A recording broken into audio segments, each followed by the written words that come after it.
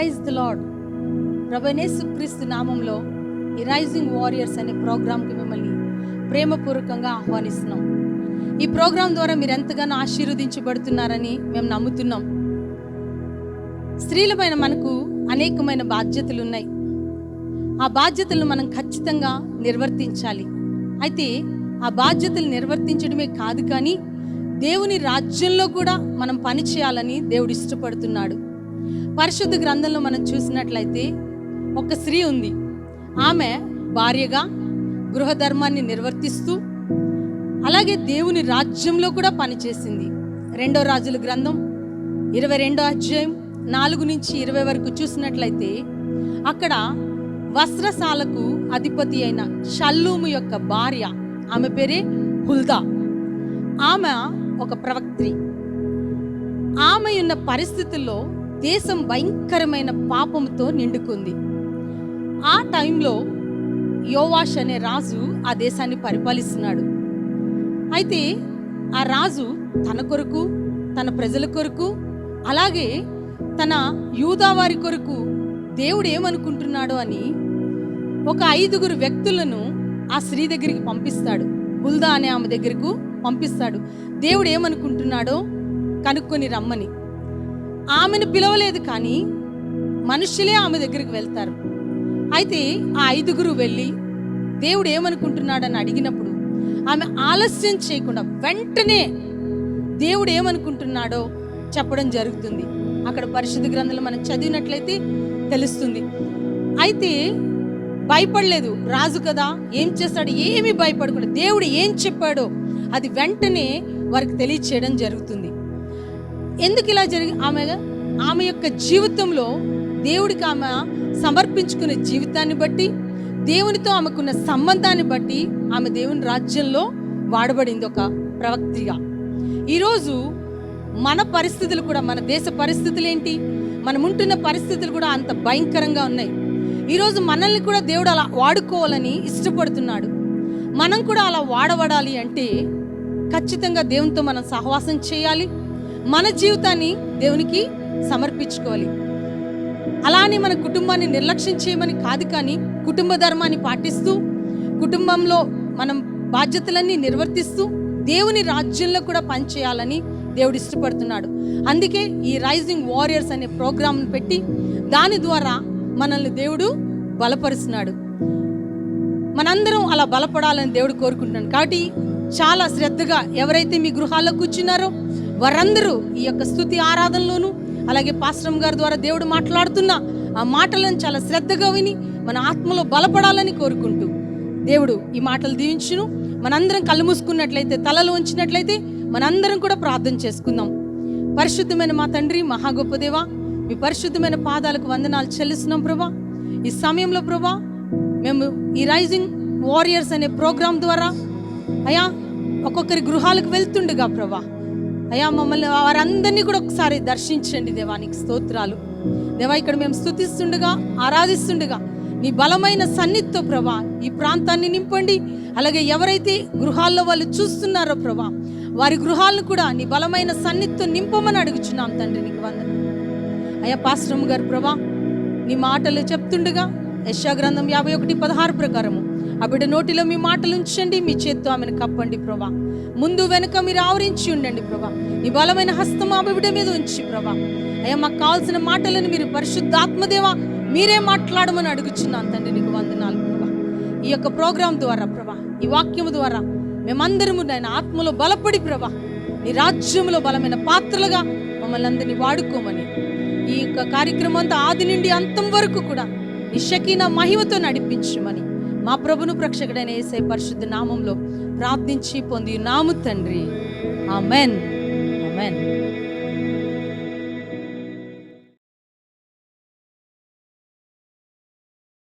Praise the lord.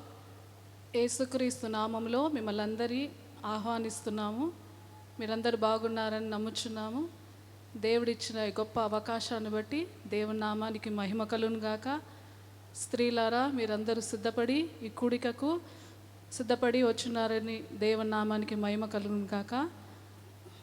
ఈ సమయంలో దేవుని స్తుతించి ఆరాధిద్దాం. అందరూ ఉత్సాహంతో సిద్ధపడి ఉన్నారని నమ్ముచున్నాం. ఆయన నామానికే మహిమ కలుగును గాక. ఈ సమయంలో స్తుతి ఆరాధన ద్వారా ఈ కూడికను మనం ప్రారంభించుకుందాం.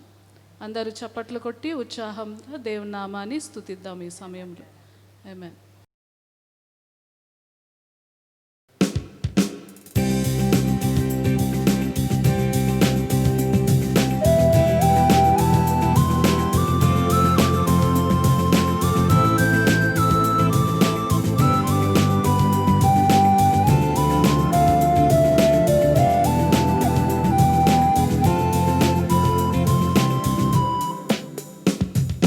పిలచిన వాడు యేసయ్య, నన్ను ఏర్పరచవాడు యేసయ్య, నన్ను పిలచిన వాడు యేసయ్య, నన్ను ఏర్పరచవాడు యేసయ్య. నేను భయపడను, దిగులు చెందను, నా యేసయ్య తోడుండగా. నేను భయపడను, దిగులు చెందను, నా యేసయ్య తోడుండగా. మనకు విరోధంగా శత్రు సైన్యము లేచినను, నాకు విరోధంగా మనుషులు లేచినను, వారు నన్ను జయించలేరు. మన యేసయ్య మనకు తోడుండగా.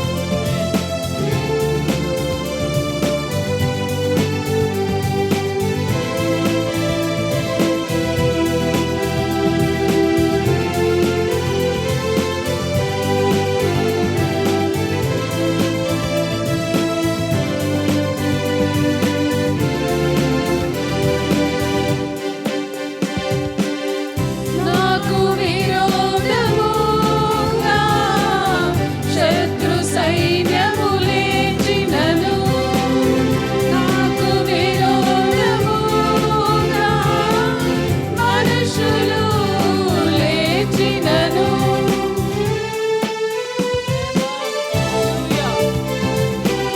నాకు విరోధముగా శత్రు సైన్యము లేచినను, నాకు విరోధముగా మనుషులు లేచినను, నీవు నాకు తోడుండగా వారు నన్ను జయించలేరు. నీవు నాకు తోడుండగా వారు నన్ను జయించలేరు. నేను భయపడను, దిగులు చెందను, నా యేసయ్య తోడుండగా. నేను భయపడను, దిగులు చెందను, నా యేసయ్య తోడుండగా.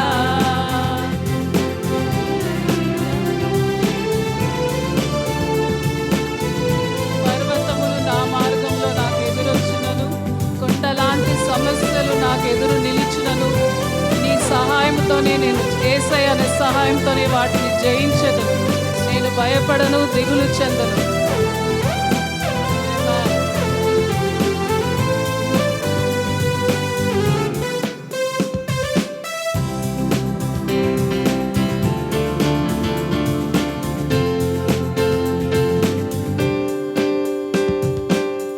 పర్వతములు నా మార్గములో నాకు ఎదురొచ్చినను, కొండలాంటి సమస్యలు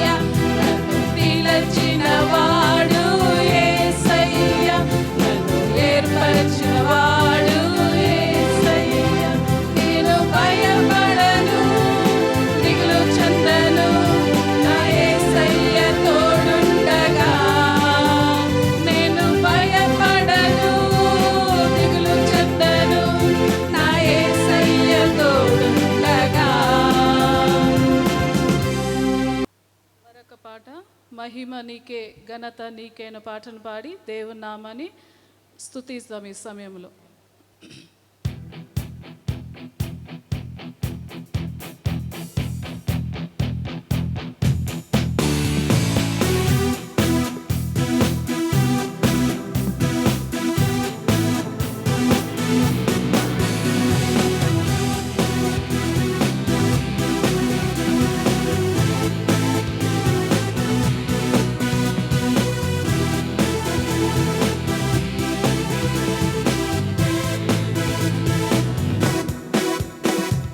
మహిమనికే హే ఘనతనికే హే నీతి సూరుడా మహిమనికే హే ఘనతనికే హే నీతి సూరుడా న్యాయాధిపతి అయిన నా యేసయ్యా నీకే ఆరాధన న్యాయాధిపతి అయిన నా యేసయ్యా నీకే ఆరాధన యుద్ధ వీరుడా హే శూరుడా హే లోకాన్ని జయించిన యేసయ్యా యుద్ధ వీరుడా హే శూరుడా హే లోకాన్ని జయించిన యేసయ్యా మహిమనికే హే ఘనతనికే హే నీతి సూరుడా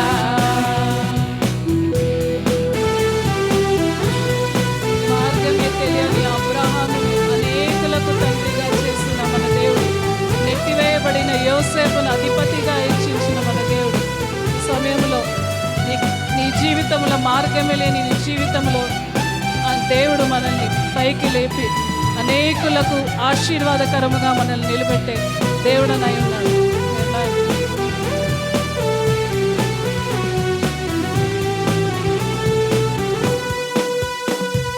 మార్గమే తెలియని అబ్రహామును అనేకులకు తండ్రిగా చేసిన నెట్టివేయబడిన యోసేపును అధిపతిగా హెచ్చించిన మార్గమే తెలియని అబ్రహామును అనేకులకు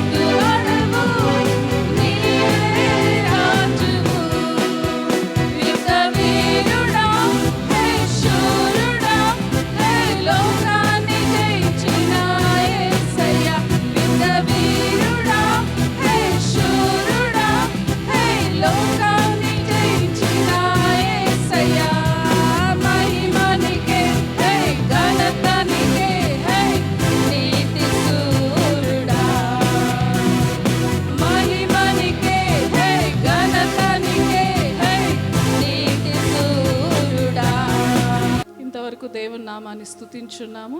అందరు లేచి నిలబడినట్లయితే ఆయన నామాన్ని ఆరాధించుకుందాం. హల్లెలూయా. ఆయన ఒక్కడే పరిశుద్ధుడు, స్తుతి ఆరాధన ఆయన ఒక్కడే అర్హుడు. ఓ థ్యాంక్ యూ లార్డ్. ఆయన ఒక్కడే నీతిమంతుడు, ఈ ఆరాధనకు యోగ్యుడు. నీతి సూర్యుడా, ధవలవనుడా, రక్తవనుడా, అతి కాంక్షణీయుడైన దేవుడా, ఈ సమయంలో చేతులెత్తి మిమ్మల్ని ఆరాధిస్తున్నాం. సంఘముగా, స్త్రీలముగా మీ పాద సన్నిధికి వచ్చున్నాం. చేతులెత్తి మిమ్మల్ని ఆరాధిస్తున్నాం. మీరొక్కడే ఆరాధనకు యోగ్యుడమైన దేవుడు, అన్ని నామముల కన్నా పై నామమైన దేవుడా మిమ్మల్ని ఆరాధిస్తున్నాం. పూజనీయుడా, పరిశుద్ధుడా, నీతిమంతుడా, నిన్ను ఆరాధిస్తున్నాం ప్రభా. ఈ సమయంలో చేతులెత్తి నిన్ను ఆరాధిస్తున్నాం. Oh thank you Lord, we worship your name, we adore you, we exalt your name oh God.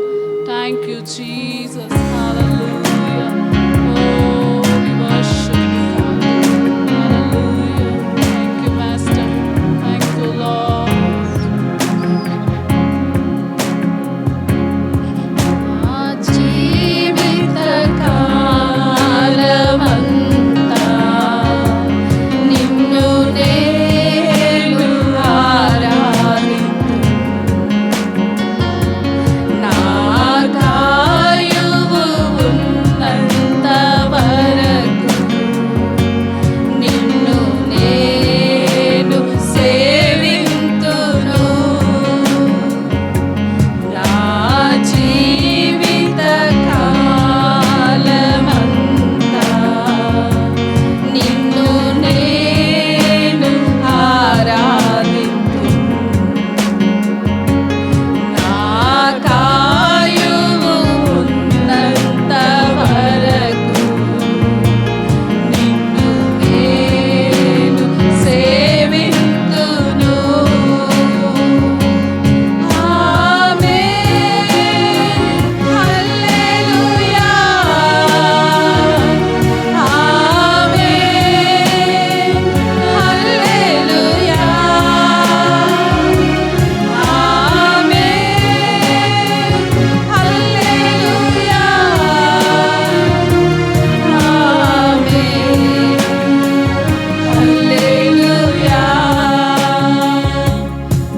ఆమేన్. హల్లెలూయా.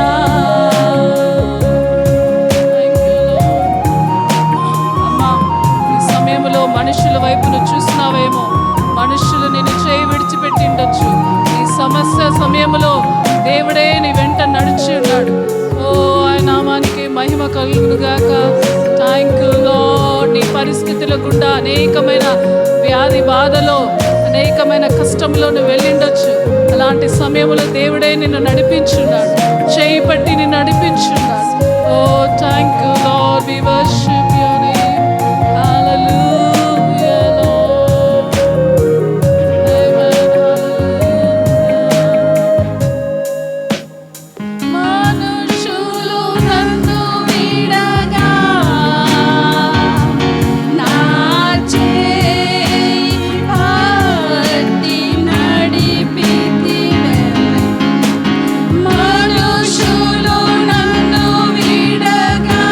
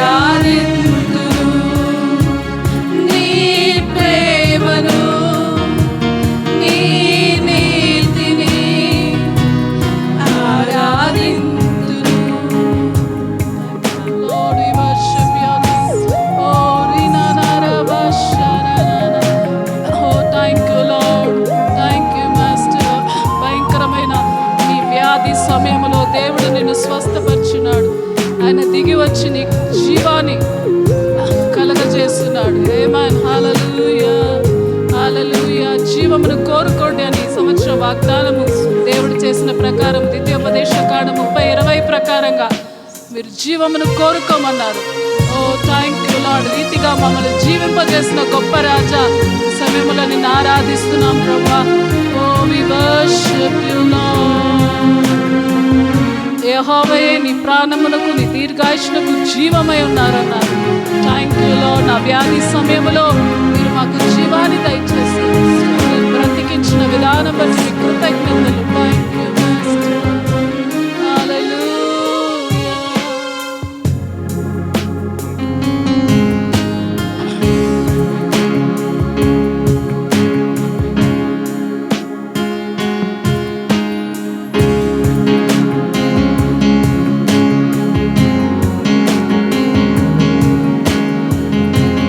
నా వ్యాధి బాధలలో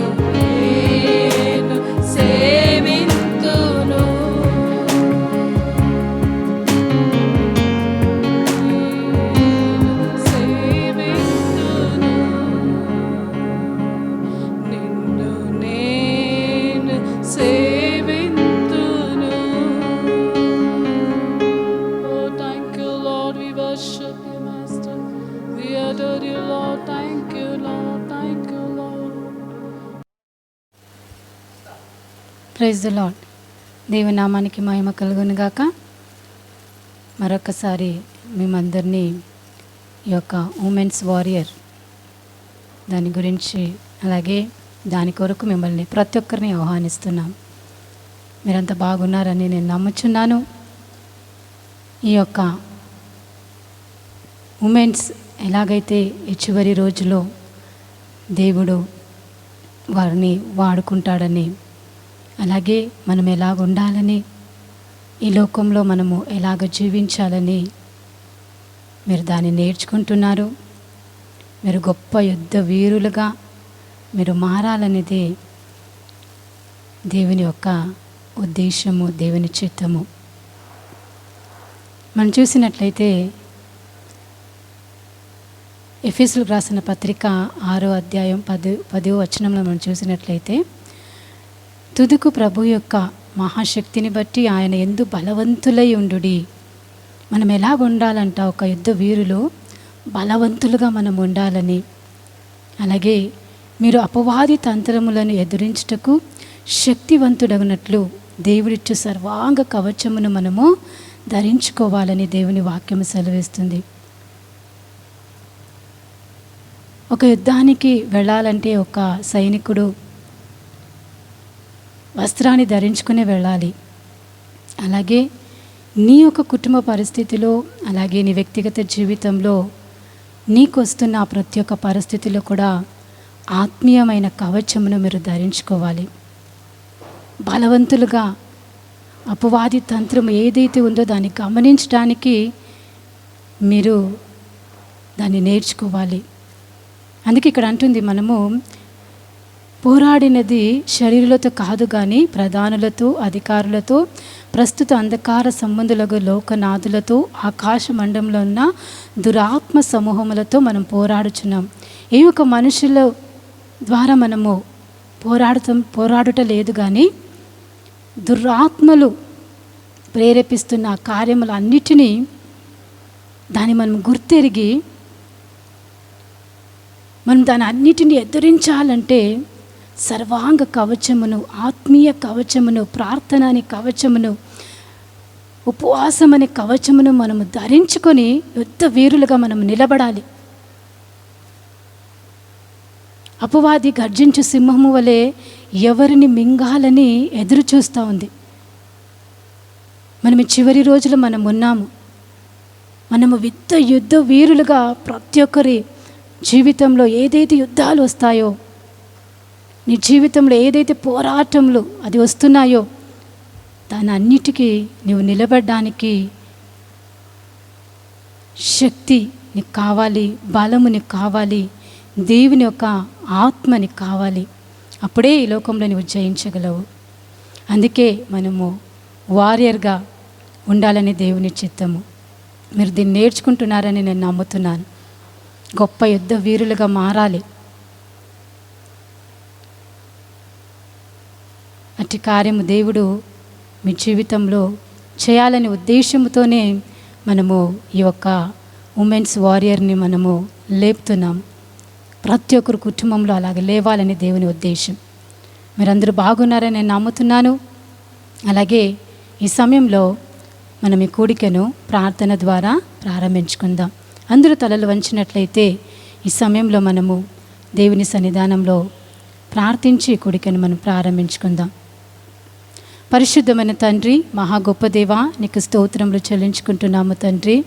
కృపగల దేవా, సర్వోన్నతుడైన తండ్రి, ఈ సమయం వరకు నీ స్తుతి, నీ ఆరాధనలు తండ్రి, నీ నామాన్ని మీరు మహిమపరుచుకున్నందుకు నీ కృతజ్ఞతలు తండ్రి.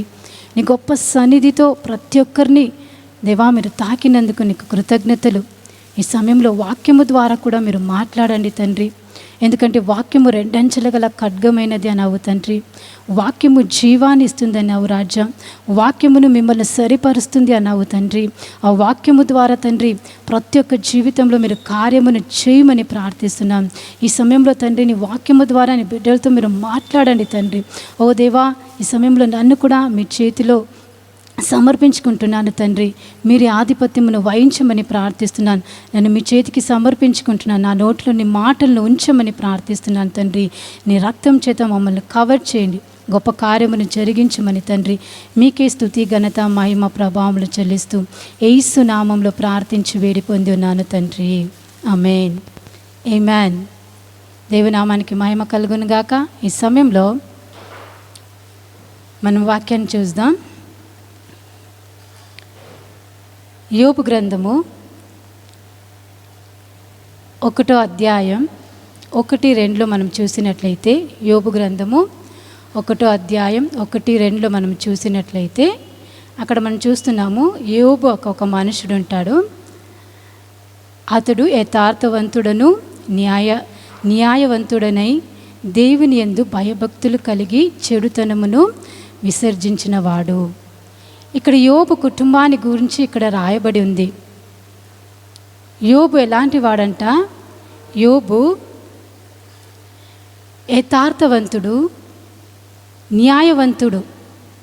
యథార్థంగా దేవుని ఎదుట ఆయన ఉన్నాడు, తన కుటుంబంలో ఆయన ఉన్నాడు, న్యాయవంతుడుగా ఆయన ఉన్నాడు.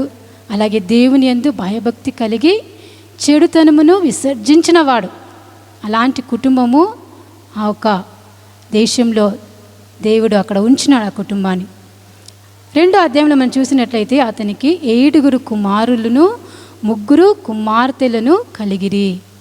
ఆయనకి ఎంతమంది అంటే 7 కుమారులు 3 కుమార్తెలు, టోటల్ 10 మెంబర్స్. అంటే ఒక ఫ్యామిలీలో భార్య, భర్త, పిల్లలు. వీళ్ళందరూ దేవుని యందు భయభక్తి కలిగి దేవుని చిత్తానుసారంగా వీళ్ళు నడుస్తున్నారు. కాబట్టే ఈ కుటుంబాన్ని గురించి ఇక్కడ రాయబడి ఉంది.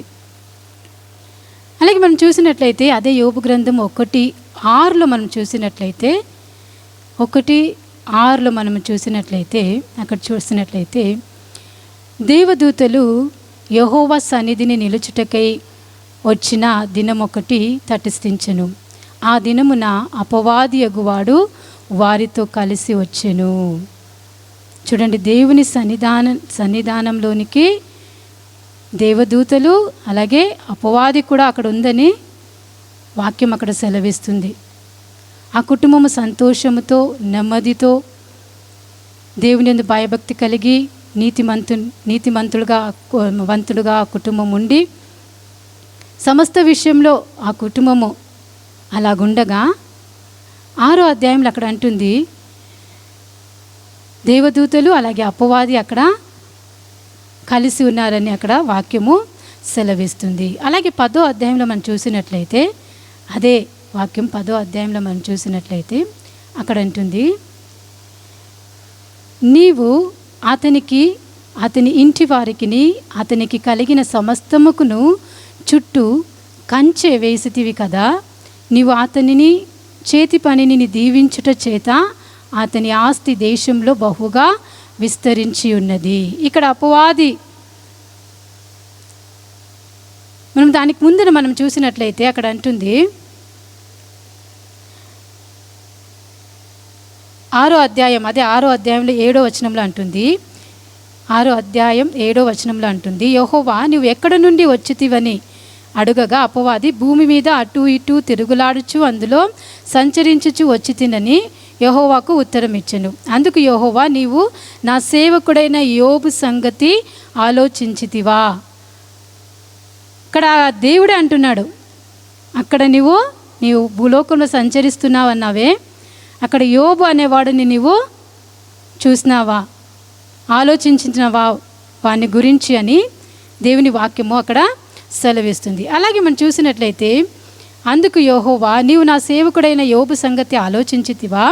అతడు యథార్థవంతుడను న్యాయవంతుడనై దేవుని యందు భయభక్తి కలిగి చెడుతనమును విసర్జించిన వాడు. ఇక్కడ దేవుడే అంటున్నాడు, ఆయన యథార్థవంతుడు, నీతివంతుడు, భయభక్తి కలిగిన ఒక కుటుంబము, ఒక వ్యక్తి అని ఆ ఒక వాక్యంలో సెలవిస్తూ ఉంది. అందుకు సాతాను అంటుంది, నీవు అన్నిటినీ ఆయనకి ఇచ్చినావు కాబట్టే, నీవు ఆయనను దీవించినావు, ఆయన దేశంలో బహుగా విస్తరింప చేసినావు కాబట్టి ఆయన అలాగ ఉన్నాడని ఆయన గురించి అపవాది చెప్పినప్పుడు మనం అలాగే 12వ అధ్యాయంలో మనం చూసినట్లయితే యెహోవా, ఇదిగో అతనికి కలిగిన సమస్తమును నీ వశమున్నది, అతనికి మాత్రము ఏ హానియు చేయకూడదని అపవాదికి సెలవీయగా వాడు యెహోవా సన్నిధి నుండి వెళ్ళెను. చూడండి, మంచిగా ఉన్న కుటుంబము, యథార్థంగా ఉన్న కుటుంబము, భయభక్తి కలిగిన ఒక కుటుంబము, నీతిమంతుడుగా జీవించిన ఒక కుటుంబము, ఇలాంటి కుటుంబంలో సడన్గా అపవాది చూడండి ఆ కుటుంబాన్ని ప్లాన్ వేసి ఎలాగైనా దేవుని నుంచి వీళ్ళని దూరపరచాలి. మనం ఇక్కడ చూసినట్లయితే ఇక్కడ దేవుడే అనుమతిస్తాడు. అపవాది అక్కడ దేవుడే అంటున్నాడు, యోబుని నీవు గురించి ఆలోచించువా అంటే ఆయన ఎలాంటి వాడు, ఆయన ఎలాంటి ఒక భయభక్తి కలిగిన ఒక వ్యక్తి, యథార్థవంతుడైన వ్యక్తి అని అక్కడ దేవుడే సెలవిచ్చినప్పుడు దేవుడే అక్కడ అనుమతిస్తాడు, సాతాను చేతికి అప్పగిస్తాడు.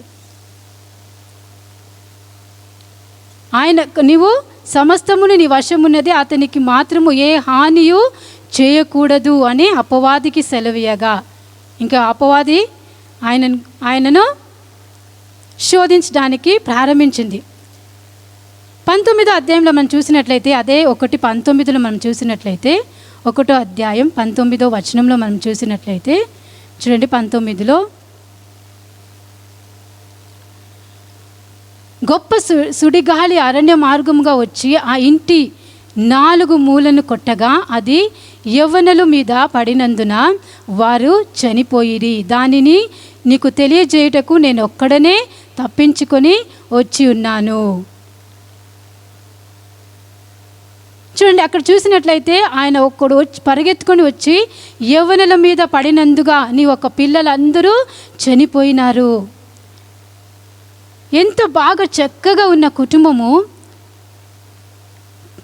చూడండి. ఆ ఒక కుటుంబంలో సడన్గా 10 మంది పిల్లలు చనిపోయినారు. ఇలాంటి ఒక పరిస్థితి ఆ కుటుంబంలో ఉంటుంది, గ్రహించండి. మనం చూసినాం ఇప్పుడు ఈ యొక్క వైరస్ వచ్చి ఎంతోమంది చనిపోయినారు. వాళ్ళ కుటుంబంలో ఉన్న పరిస్థితులు, భార్య భర్తను కోల్పోయింది, భర్త భార్యను, అలాగే తల్లిదండ్రులు పిల్లలను, ఎంతోమందిని కోల్పోయినారు. వాళ్ళ పరిస్థితి ఎలాంటిది చూడండి. ఎంత దుఃఖముతో వేదనముతో ఆ కుటుంబం వెళ్తూ ఉంది. ఇక్కడ కూడా మనం చూసినట్లయితే ఆయనకున్న ఆస్తి అంతా వెళ్ళిపోయింది. ఆయనకున్న తన కుమారులు కుమార్తెలు కూడా చనిపోయినప్పుడు ఆ ఒక కుటుంబము ఎలాగుంటుందో ఒక్కసారి గమనించినట్లయితే, ఆ సమయంలో కూడా యోబు యథార్థవంతుడే ఉన్నాడు, నీతిమంతుడైనే ఉన్నాడు, అలాగే భయభక్తి కలిగే ఉన్నాడు. ఈరోజు అలాంటి పరిస్థితుల్లో మనం వెళుతున్నప్పుడు మనం ఎలాగున్నామో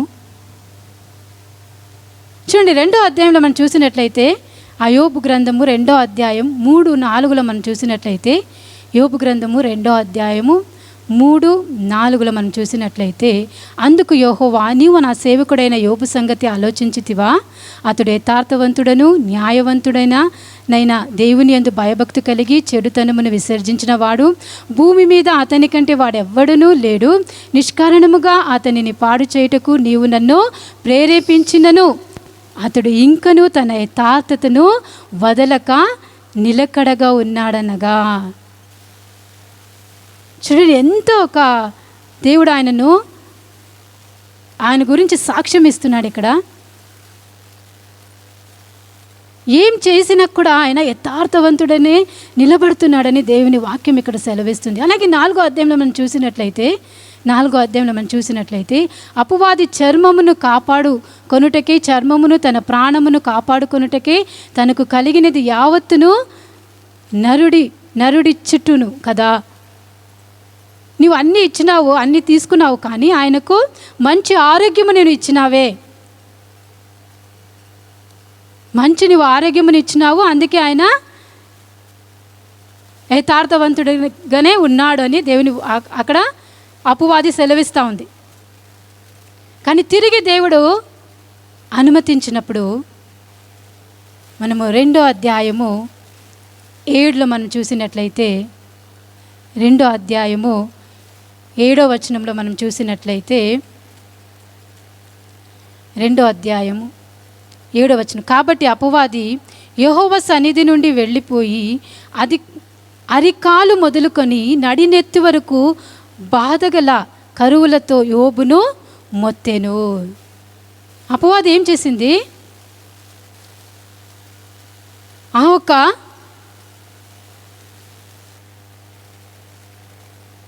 నడునెత్తి మొదలుకొని బాధగల కరువులు యోబుకు అక్కడ కలుగ చేసిందని దేవుని వాక్యం ఇక్కడ సెలవిస్తుంది. 8వ అధ్యాయంలో మనం చూసినట్టయితే అతడు ఒళ్ళు గోక్కొనుటకై చిల్ల పెంకు తీసుకొని బూడిదలో కూర్చుండగా, ఆయనకు ఇంకా ఏం లేకుండా దాన్ని అన్నిటిని ఆయన బాధను అనుభవిస్తున్నాడు. ఆ బాధను అనుభవిస్తున్నప్పుడు 9వ అధ్యాయంలో మనం చూసినట్లయితే అతని భార్య వస్తుంది. అక్కడ చూడండి, 2వ అధ్యాయం 9వ వచనంలో అక్కడ మనం చూస్తున్నప్పుడు అతని భార్య వచ్చి, నువ్వు ఇంకను యథార్థతను వదలక యుందువా, దేవుని దూషించి మరణమును కమ్ముమనెను. ఆమెలో ఉన్న బాధ, 10 మంది పిల్లలను కోల్పోయిన ఒక బాధతో ఆమె ఏమంటుందంటే, దేవుణ్ణి దూషించడానికి ఆ ఒక యోబు భార్య అక్కడ ఈ మాటలను అంటా ఉంది. అతని భార్య వచ్చి, నువ్వు ఇంకను యథార్థతను వదలక ఉందవా, దేవుని దూషించి మరణమును కమ్ముమంటుంది. అక్కడ ఎలాంటి పరిస్థితికి వెళ్ళని చూడండి ఆ కుటుంబము. దేవుడు భార్యాభర్తను తన చిత్తానుసారంగా ఆయన నిర్మించినాడు.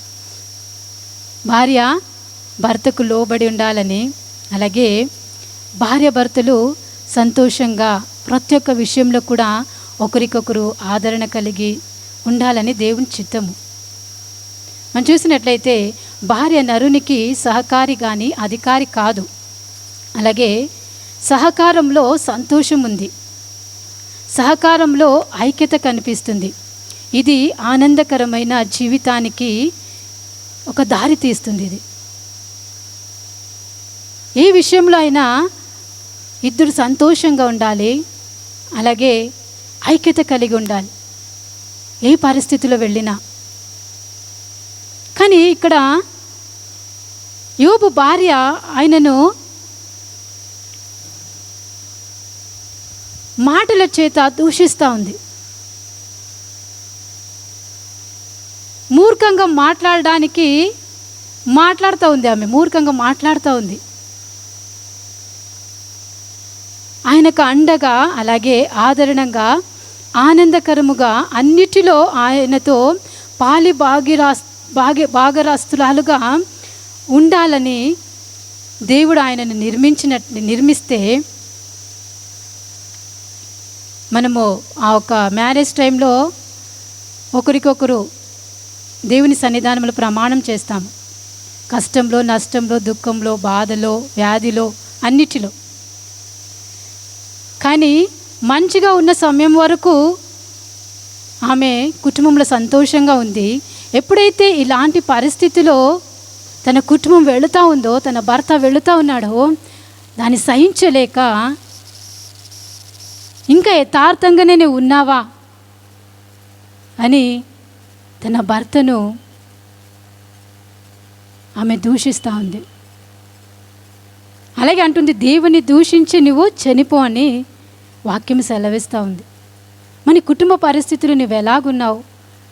అన్ని మంచి కార్యములే జరిగినప్పుడు దేవుని స్తుతిస్తూ, దేవుని ఆరాధిస్తూ, దేవుని మహిమపరుస్తూ ఉంటాము. కానీ ఏదైనా కుటుంబంలో జరిగినప్పుడు దేవుని స్తుతించడం మానుకుంటాము, ఆరాధించడం మానుకుంటాము, ప్రార్థన చేయటం మానుకుంటాము. అప్పుడు నీ జీవితంలో ఎలాగా దేవుడు నిన్ను ఆశీర్వదిస్తాడు? ఎఫెసీయులకు రాసిన పత్రిక 5:33 అంటుంది, భార్య అయితే తన భర్తకు భయం కలిగి ఉండాలని దేవుని వాక్యం అక్కడ సెలవిస్తుంది. ఎఫెసీ 5:33 మనం చూసినట్లయితే భార్య అయితే తన భర్తకు, చూడండి, మెట్టుకు ప్రతి పురుషుడును తన వలె తన భార్యను ప్రేమించవలెను, భార్య అయితే తన భర్త యందు భయము కలిగి ఉండునట్లు చూచుకొనవలెను. ఒక భయం అనేది మన దేవుని యందు భయం ఉంటే తన భర్త యందు కూడా భయం కలిగి మనం ఉంటాము. అక్కడ భర్త యందు ఏం కలిగి ఉండాలంట? భయము కలిగి ఉండాలని దేవుని వాక్యం ఇక్కడ సెలవేస్తుంది. కొలసీకి రాసిన పత్రిక 3:18 మనం చూసినట్లయితే, కొలసీ 3:18 మనం చూసినట్లయితే భార్యలు ప్రతి ఒక్క విషయంలో విధేయులై ఉండాలని దేవుని వాక్యం అక్కడ సెలవిస్తుంది. భార్యలారా, మీ భర్తలకు విధేయులై ఉండుడి, ఇది ప్రభువుని బట్టి యుక్తమై ఉన్నది. మీ భర్తలకు ఎలాగుండాలా? విధేయత కలిగిన ఉండాలి. ఏ పరిస్థితుల్లో అయినా, అది బాధ అయినా, రోగమైనా, లేకుంటే దరిద్రత సమయంలో అయినా, నీ కుటుంబంలో వస్తున్న పోరాటంలో అయినా ఎలాగుండాలంట? విధేయత కలిగి మనము ఉండాలి. ఇది ప్రభువును బట్టి యుక్తమైనది, దేవుని చిత్తం ఇది, నువ్వు అలాగుండాలని. అలాగే మనం చూసినట్లయితే ఎఫెసీయులకు రాసిన పత్రిక అదే 5:22 మనం చూసినట్లయితే, మీరు నీ భర్తలకు లోబడి ఉండాలని దేవుని వాక్యం సెలవిస్తుంది. స్త్రీలారా, ప్రభువునకు వలె మీ సొంత పురుషులకు లోబడి ఉండుడి. ఉన్నావాలాగా? ఏదైనా నీ కుటుంబంలో జరిగినప్పుడు, లేకుంటే నీ కుటుంబ పరిస్థితిలో అపవాది తీసుకొని వస్తున్న ప్రతి ఒక్క పరిస్థితిలో నీవెలాగున్నావు? భార్య భర్తకు లోబడి ఉన్నారా?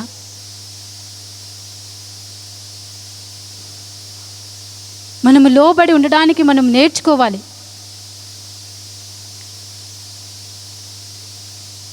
ప్రతి ఒక్క విషయంలో మనం తగ్గించుకొనడానికి మనం నేర్చుకోవాలి, ఏ పరిస్థితుల్లో అయినా. ఇక్కడ యోబు భార్య చూసినట్లయితే ఆ ఒక పరిస్థితిలో ఆయనకు సహకారిగా ఉండాలి, ఆయనను ఆదరించాలి, ఆయనకు సమస్త విషయంలో తోడుగా ఉండవలసిన ఆ ఒక స్త్రీ, ఆ ఒక భార్య ఆయనను మాటలతో నిందిస్తూ ఉంది. మన కుటుంబంలో నువ్వు ఎలాగున్నావు? సమస్తం అలాగే జరిగిపోదు. ఏదో ఒక విషయంలో, కుటుంబంలో ఏదో ఒక కార్యము జరుగుతుంది. సమస్త విషయంలో మనము దేవుని చిత్తానుసారంగా మనం నడవడానికి మనము నేర్చుకోవాలి. ఆ పరిస్థితిలో దేవుని సన్నిధానంలో మనము కనిపెట్టాలి. చూడండి, అందుకే సామెతల గ్రంథము 14:9 మనం చూసినట్లయితే, సామెతలు 14:9 మనం చూసినట్లయితే ఒకరికొకరు దయ చూపించాలని దేవుని వాక్యం అక్కడ సెలవిస్తుంది.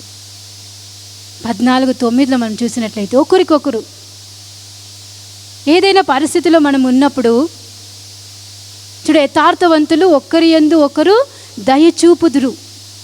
నువ్వు యథార్థవంతులుగా నువ్వు ఉన్నట్లయితే ఒకరి యందు ఒకరు దయ చూపించుకోవాలి. భార్యకి ఏదైనా వస్తే భర్త ఆమెను చూడాలి, అలాగే భర్తకు ఏదైనా వస్తే భార్య ఆమెను దయ చూపించి సమస్త విషయంలో లోబడి నడవాలని దేవుని వాక్యం సెలవిస్తుంది. నువ్వు అలాగున్నప్పుడే నీ కుటుంబంలో గొప్ప ఒక సంతోషం ఉంటుంది. ఆ పరిస్థితిలో వెళుతున్నప్పుడు, ఏ పరిస్థితులైనా ఒకరికొకరు దయ కలిగి ఒకరికొకరు మనం మాట్లాడుకొని మనం ఉన్నప్పుడు ఆ సంతోషము ఆ ఒక దుఃఖాన్ని కూడా తీసివేస్తుంది. అలా ప్రతి ఒక్కరు ఉండడానికి మనం నేర్చుకోవాలి. కానీ కొంతమంది అలాగుండరు. ఆ ఒక పరిస్థితిలో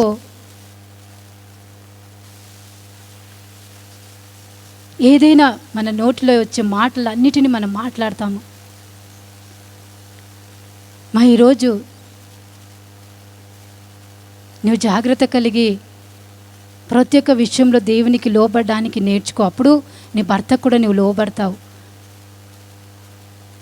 ఈ పరిస్థితి నీ పిల్లలకు ఏదైనా ఒకటి వచ్చినప్పుడు, లేకుంటే నీ కుటుంబంలో ఏదైనా జరిగినప్పుడు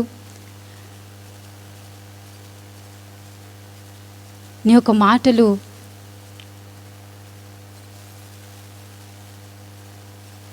అది నిందించే ఒక మాట కాదు, ఉండకూడదు. ఒకరికొకరు దాన్ని మిస్అండర్స్టాండింగ్ చేసుకునే ఒక మాటలు రాకూడదు. అక్కడ మనసును నొప్పించే ఒక మాటలు అక్కడ రాకూడదు. ఒకరికొకరు దయ కలిగి ప్రేమ కలిగి మనం ఉన్నట్లయితే ఖచ్చితంగా దేవుడు గొప్ప కార్యమును దేవుడు చేస్తాడు. అప్పుడు చూడండి, మనం ఎప్పుడైతే మనం అలాగుంటామో ఆ ఒక పరిస్థితిలో వెళుతున్నప్పుడు దేవుడు ధైర్యాన్ని పుట్టిస్తాడు మనకు. ఆ పరిస్థితిలో మనం వెళుతున్నప్పుడు మన పిల్లలకు ఆశ్రయ స్థానముగా దేవుడే నిలబడి కార్యం చేస్తాడు. ఆ మరణకర పరిస్థితిలో నువ్వు వెళుతున్నప్పుడు కూడా నీవు సమస్త విషయంలో నువ్వు లోబడి ఉన్నట్లయితే దేవుడే నీ కుటుంబంలో గొప్ప కార్యమును చేసి సమస్త పరిస్థితి నుంచి దేవుడు నిన్ను విడిపిస్తాడు.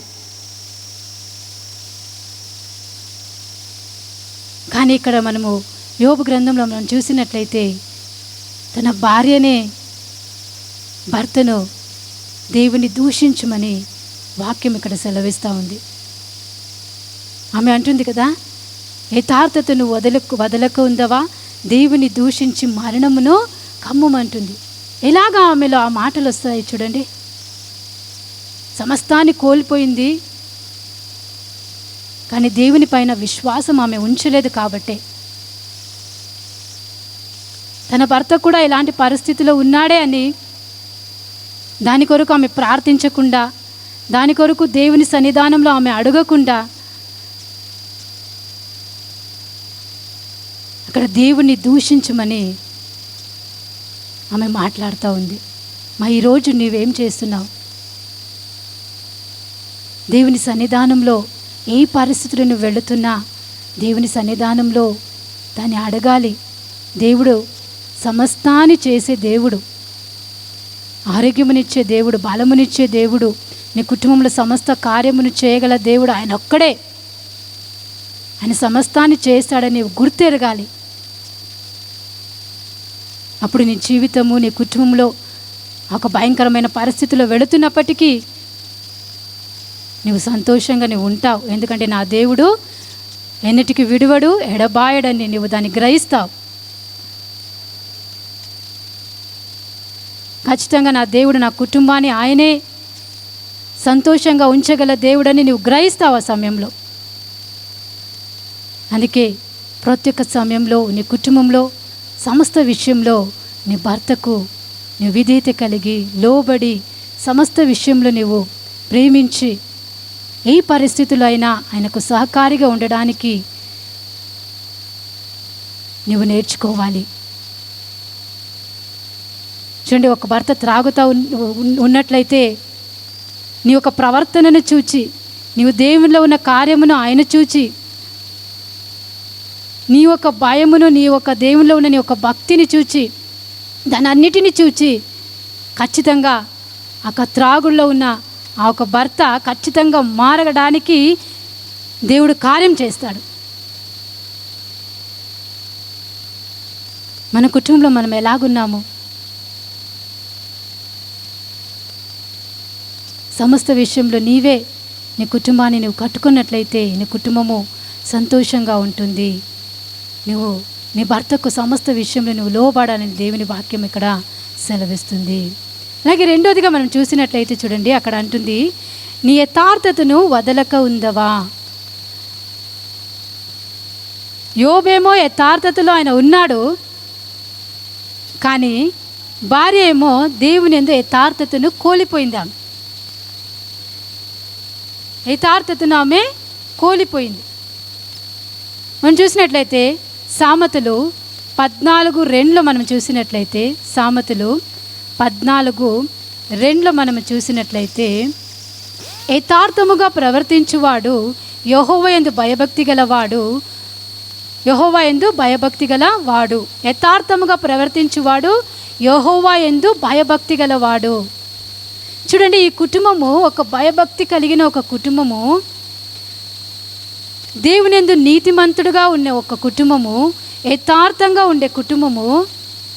ఈ సమయంలో ఆమె భార్య ఒక యథార్థతను ఆమె కోల్పోయి భయభక్తిని కూడా ఆమె కోల్పోయింది. అక్కడ మనం 1వ అధ్యాయం, అదే యోబు గ్రంథం 1వ అధ్యాయం 5వ వచనంలో మనం చూసినట్లయితే, వారి వారి విందు దినములు పూర్తి కాగా యోబు తన కుమారులు పానము చేసి తమ హృదయంలో దేవుని దూషించిరేమో అని వారిని పిలువనంపించి వారిని పవిత్రపరిచి అరుణోదయమున లేచి వారిలో ఒక్కొక్కని నిమిత్తమై దహన బలిని అర్పించుచు వచ్చెను. యోబు నిత్యము ఇలా చేస్తున్నాడంట. ఎవరి కొరకు? తన పిల్లల కొరకు. ఏదైనా దేవుని దూషించినారు చూడండి, ఆయన భయపడుతున్నాడు. తన కుమారుడు ఎలాగైనా చేసినాడేమో, తన కుమార్తె చేసిందేమో, తన భార్య చేసిందేమో అని దినము ఆయన దేవునికి అక్కడ నిత్యము, అంటే యోబు నిత్యము అలాగూ చేయుచుండు. అంటే దాన్ని ఒప్పుకొని వాళ్ళ పిల్లల్ని ఆయన పరిశుద్ధపరచడానికి, పవిత్రపరచడానికి దినము ఆయన దేవుని సన్నిధానంలో ప్రార్థించేవాడు.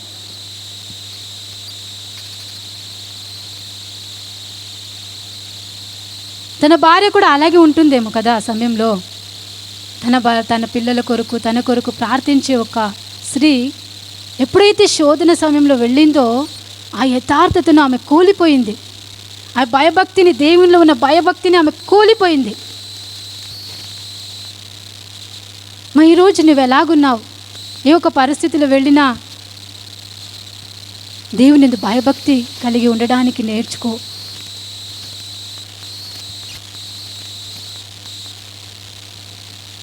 యోబు కుటుంబము దేవుని భయభక్తి కలిగి ఉండిన కుటుంబమే. ఇక్కడ అపవాది వాళ్ళని శోధిస్తుండగా అపవాదికి పని ఏమంటే, ఎవరైతే దేవునిలో ఉంటారో, ఎవరైతే దేవుని భయభక్తి కలిగి దేవుళ్ళు నడవాలని ఇంకా ఎక్కువగా ప్రయాసపడుతున్నారో వాళ్ళ జీవితంలో గర్జించు సింహము వలె నిలబడుతుంది. ఏదో ఒక కార్యం చేసి దేవుని దూషించి వాళ్ళ దేవుని నుంచి పక్కకు వెళ్ళిపోవాలనే సాతాను ఒక కార్యము. దాన్ని మనం గ్రహించాలి.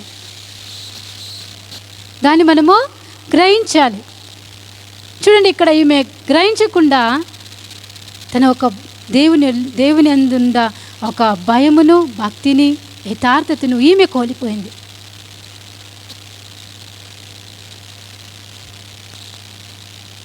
అలాగే మనం చూసినట్టయితే చూడండి, 1 సమూయేలు గ్రంథము 12:3 మనం చూసినట్లయితే, 1 సమూయేలు 12:3 మనం చూసినట్లయితే,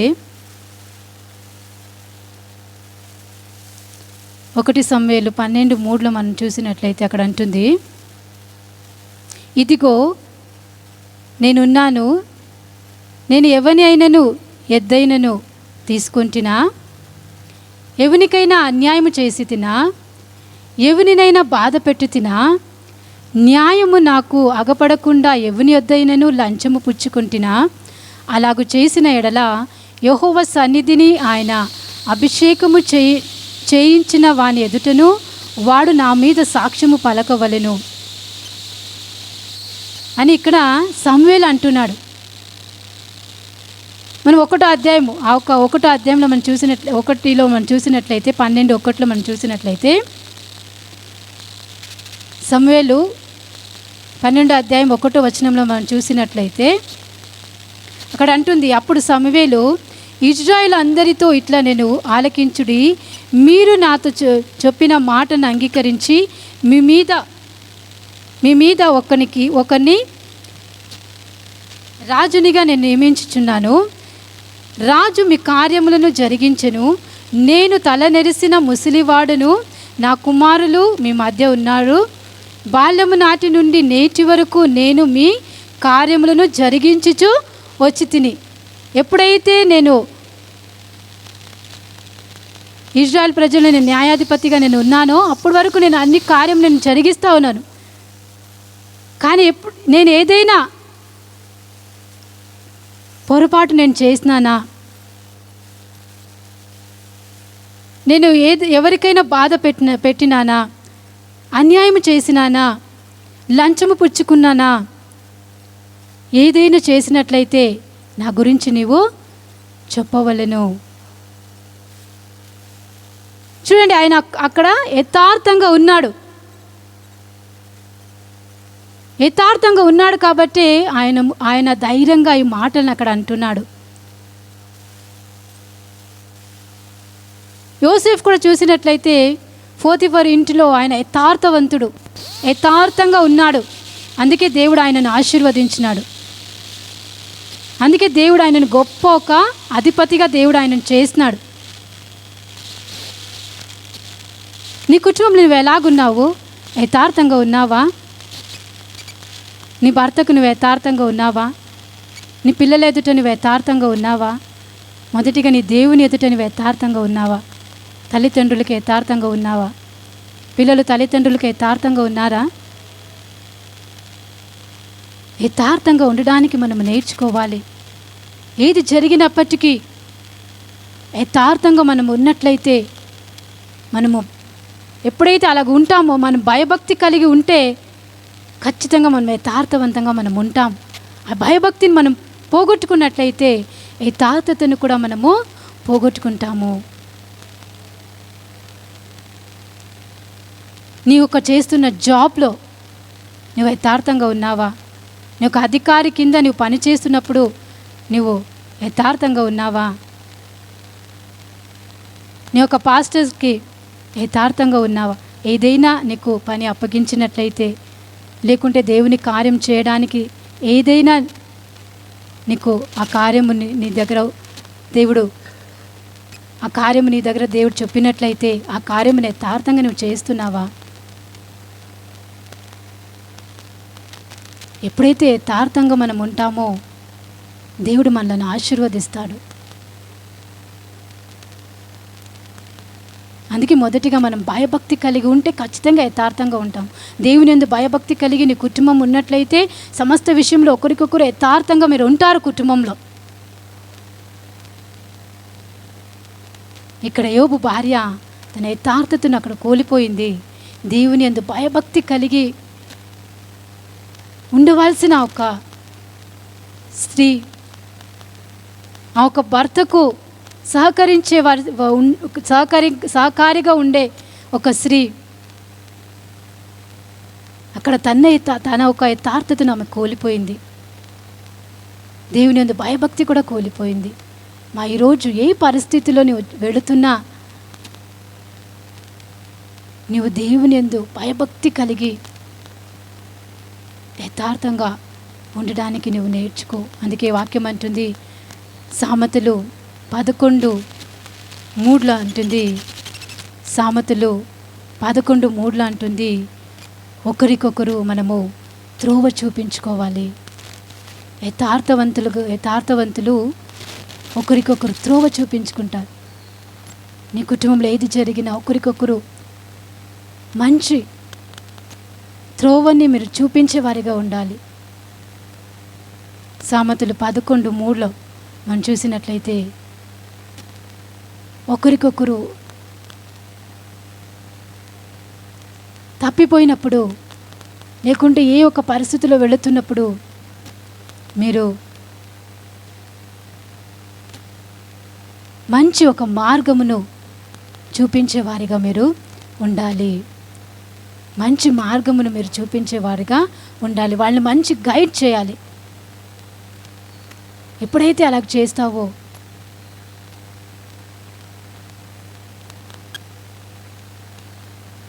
నీ కుటుంబము సంతోషంగా ఉంటుందని నీవు గ్రహించాలి. అలాగే మనం చూసినట్లయితే సామెతలు 14:11 మనం చూసినట్లయితే సామెతలు 14 11లో మనం చూసినట్లయితే, సామెతలు 14:11లో మనం చూసినట్లయితే,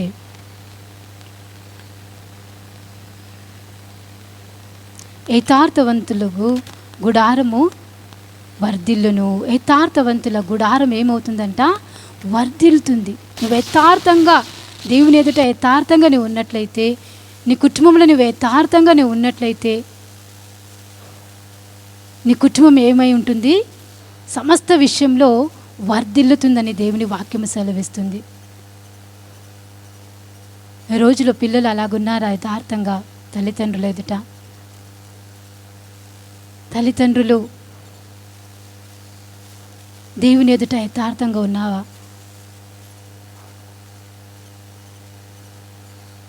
మనము మన పిల్లలకి దాన్ని నేర్పించడానికి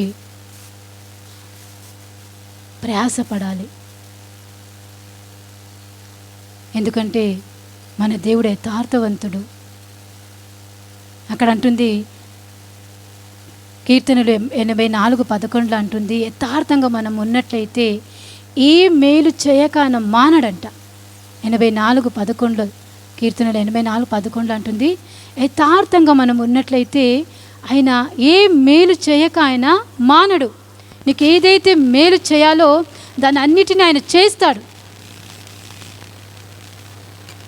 మేలు చేయడానికే దేవుడు మనల్ని చూస్తూ ఉన్నాడు. నీ కుటుంబం వర్ధిల్లాలనే దేవుడు చూస్తున్నాడు. నీ కుటుంబం ఆశీర్వాదకరంగా ఉండాలని దేవుడు చూస్తున్నాడు అక్కడ. అలాగే సామెతలు 27లో మనం చూసినట్లయితే, సామెతలు 27లో మనము చూసినట్లయితే, అక్కడ నీ పిల్లలు ధన్యులగుదురు. యథార్థవంతులుగానే ఉన్నట్లయితే నీ పిల్లలు తదనంతరము ధన్యులగుదురు. అంటే యథార్థవంతుడగు నీతివంతులు పిల్లలు వాని తదనంతరం, అంటే తల్లిదండ్రులు లేకున్నప్పటికీ వాళ్ళు దాని తరువాత కూడా వాళ్ళు ధన్యులగుదురు, సమృద్ధిగా ఉంటారు.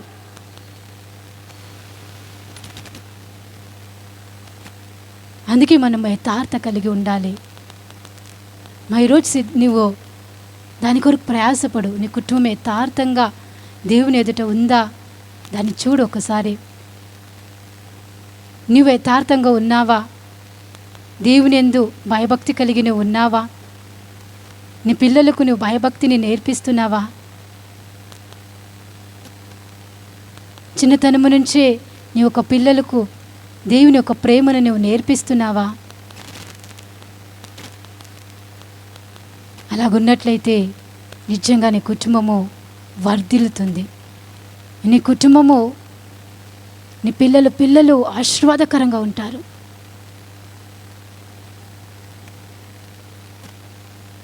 అందుకే మనం యథార్థంగా ఉండడానికి, భయభక్తి కలిగి ఉండడానికి మనం రెండవదిగా మనము నేర్చుకోవాలి. అలాగే మూడవదిగా మనం చూసినట్లయితే యోబు గ్రంథం, అదే యోబు 2:9 అదే 9లో మనం చూసినట్లయితే, దేవుని దూషించి మరణమును కమ్ముమనెను. దేవుణ్ణి దూషించమంటుంది ఇక్కడ.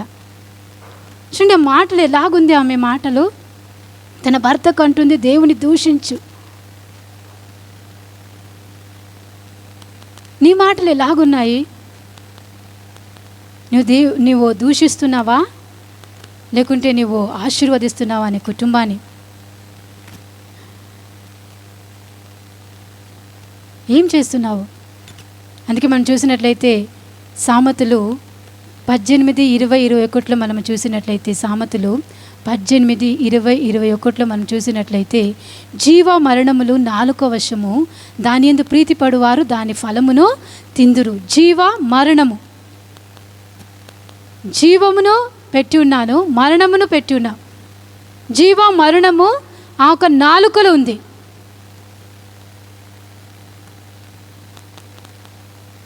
నువ్వు జీవాన్ని పలికినట్లయితే ప్రతి ఒక్కటి జీవము కలిగి అక్కడ కార్యం జరుగుతుంది.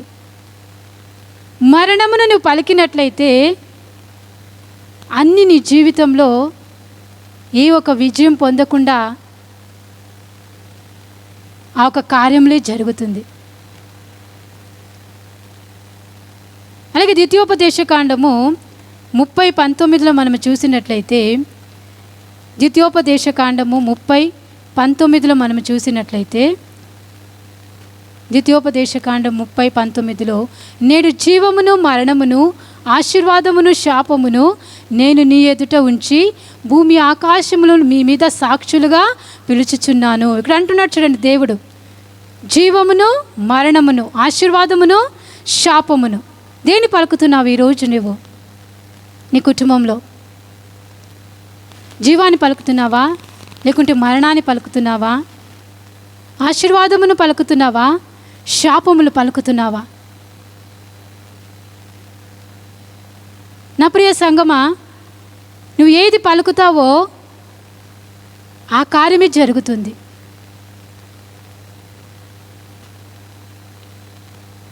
నీ కుటుంబంలో జీవాన్ని నువ్వు పలికినట్లయితే సమస్త కార్యము, చనిపోయిన ఒక పరిస్థితిలో కూడా దేవుడు జీవాన్ని ఇవ్వడానికి దేవుడు సమర్థుడు. దేవుడు సమర్థుడు. అలాంటి దేవుడు మన దేవుడు. నీ కొరకు ఆ సిలువలో సమస్తాన్ని ఆయన జయించున్నాడు. నీ పాపమును, నీ శాపమును, నీ దరిద్రతను, నీ రోగమును అన్నిటిని ఆ సిలువలో జయించున్నాడు. కాబట్టే నీకు జీవాన్ని ఇస్తున్నాడు దేవుడు. తన జీవాన్ని నీకు ఇచ్చినాడు. ఆ జీవాన్ని నువ్వు పలకాలి.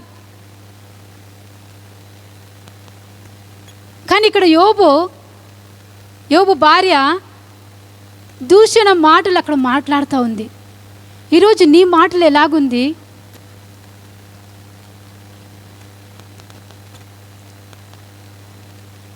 అందుకే మనము సామెతలు 6:2 మనం చూసినట్లయితే, నీ నోటి మాటల వలన నువ్వు పట్టబడతావని దేవుని వాక్యం సెలవిస్తుంది.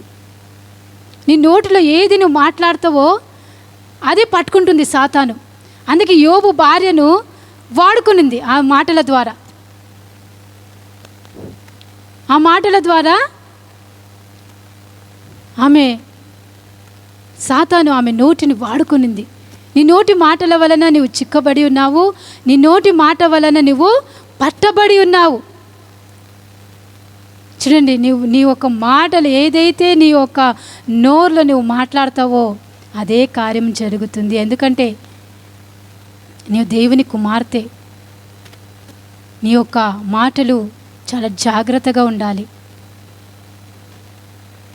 అందుకే జీవము మరణము, శాపము ఆశీర్వాదము అని దేవుని వాక్యం సెలవిస్తుంది. ఏది మాట్లాడుతున్నావు? నీ పిల్లల గురించి, నీ భర్త గురించి, లేకుంటే నువ్వు వెళుతున్న ఆ పరిస్థితి, ఆ సరౌండింగ్ గురించి నువ్వు ఏది మాట్లాడుతున్నావు? ఏది పలుకుతున్నావు? మంచిది పలుకుతున్నావా?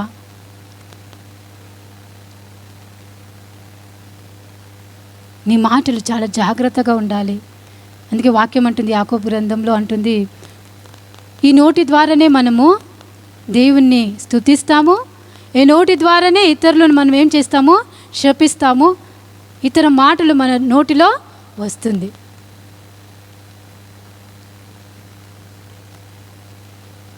అందుకే నీ నోరు చాలా జాగ్రత్తగా ఉండాలి.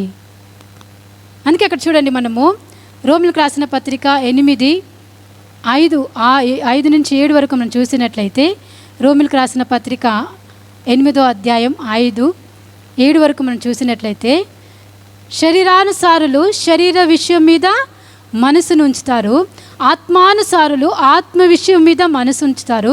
శరీరానుసారమైన మనసు మరణము, ఆత్మానుసారమైన మనసు జీవము సమాధానమై ఉన్నది. ఏమంటుంది వాక్యము? శరీరానుసారంగానే ఉన్నట్లయితే అది నీ జీవితానికి మరణమును తీసుకొని వస్తుంది. ఆత్మానుసారంగానే ఉన్నట్లయితే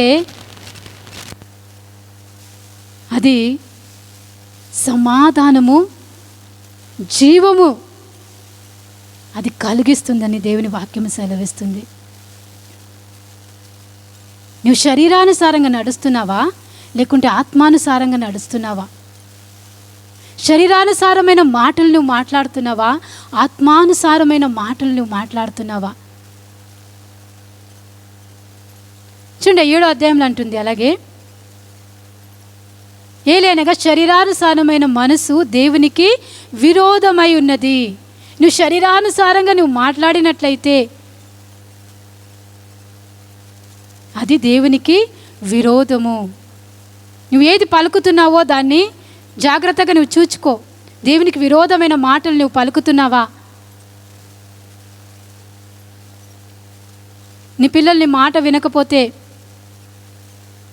లేకుంటే నీ భర్త త్రాగి, లేకుంటే వ్యభిచారంతో పట్టబడి అలాంటి పరిస్థితుల్లో ఉన్నట్లయితే ఏం మాటలు నువ్వు మాట్లాడుతున్నావు?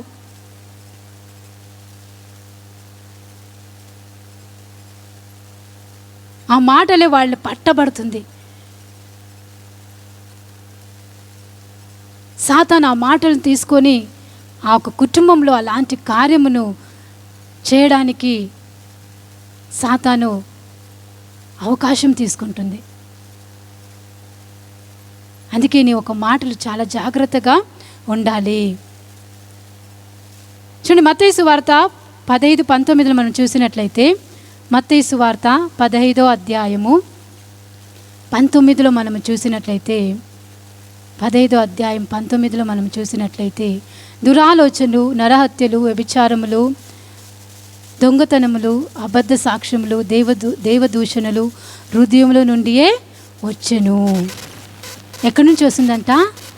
హృదయంలో.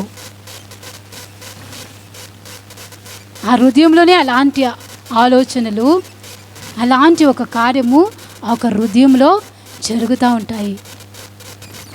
అలాగే మనం చూసినట్లయితే కొలస్సీలకు రాసిన పత్రిక 3:8 మనం చూసినట్లయితే, కొలస్సీలకు రాసిన పత్రిక 3వ అధ్యాయము 8వ వచనంలో మనం చూసినట్లయితే, కొలస్సీలకు రాసిన పత్రిక 3వ అధ్యాయము 8వ వచనంలో మనం చూసినట్లయితే, ఇప్పుడైతే మీరు కోపము, ఆగ్రహము, దుష్టత్వము, దూషణ, వినుట, భూతములు ఇవి వీటన్నిటినీ విసర్జించుడి. నీ యొక్క హృదయంలో వచ్చే మాటలు ఇవే. అదే ఆ మనసులో వచ్చి ఆ ఒక మాటలు నీ నోటిలో వచ్చి దాన్నే నువ్వు మాట్లాడతావు. కోపము, ఇంట్లో ఒకరికొకరు కోపం వచ్చినట్లయితే ఒకరికొకరికి ఇంకా వాళ్ళ నోటిలో ఎలాంటి మాటలు వస్తాయో. ఆగ్రహం పడినప్పుడు, దుష్టత్వము నీలో ఉన్నప్పుడు ఆ దూషణ మాటలు, బూతులు ఇవన్నీ బయటికి వస్తాయి. నువ్వు శరీరానుసారంగా నువ్వు ఉన్నట్లయితే ఇలాంటి మాటలు నీ నోట్ల నుంచి వస్తాయి. అందుకే నీ హృదయం చాలా జాగ్రత్తగా ఉంచుకోవాలి. హృదయము దేవుని వాక్యముతో నింపబడి ఉండాలి. ఏ పరిస్థితిలో వెళ్ళినా నీ ఒక మాటలు చాలా జాగ్రత్తగా నువ్వు మాట్లాడడానికి, పలకడానికి నువ్వు నేర్చుకోవాలి. ఆత్మానుసారంగా నువ్వు ఉన్నావు కాబట్టే ఆత్మ విషయమైన మాటలే నీ ఇంటిలో కానీ నీ కుటుంబంలో కానీ నువ్వు పలకాలి. ఇలాంటిది వచ్చేది నీకు హృదయంలో నుంచే. అందుకే నీ హృదయము చాలా జాగ్రత్తగా కాపాడుకోవాలని దేవుని వాక్యము సెలవిస్తుంది. హృదయంలో నుంచి జీవ జలము బయటికి వస్తుంది. మనం యెరెమీయా గ్రంథంలో మనం చూసినట్లయితే, హృదయము అన్ని విషయంలో అది ఘోరమైనది. ఆ హృదయాన్ని మనము కాపాడుకోవాలి. మన ఆత్మను మనము కాపాడుకోవాలి. మన శరీరాన్ని మనము కాపాడుకోవాలి. మన మనసును మనము కాపాడుకోవాలి. అప్పుడే ఆ ఒక సడన్ ఏదైతే ఆ కోపము, ఆ ద్వేషము ఆ సమయంలో వస్తుందో నిన్ను నువ్వు తగ్గించుకోవాలి. ఆ సమయంలో సైలెంట్గా ఉండిపోవాలి.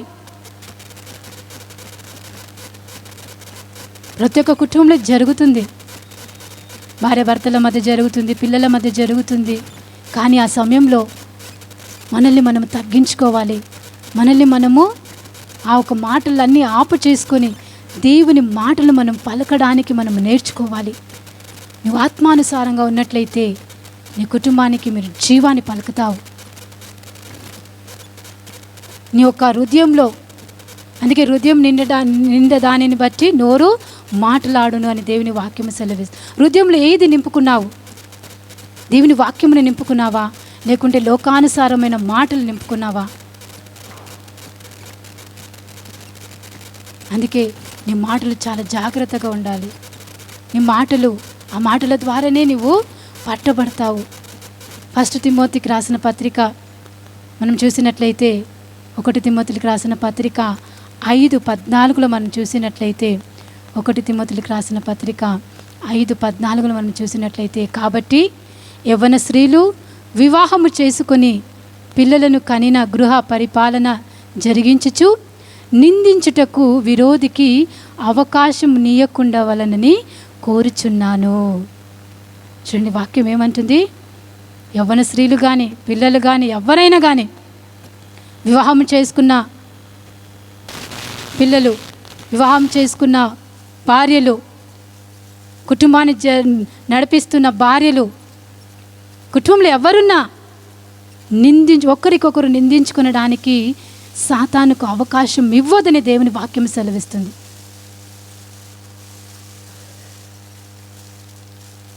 నీ కుటుంబాన్ని నిందించుకోవద్దు.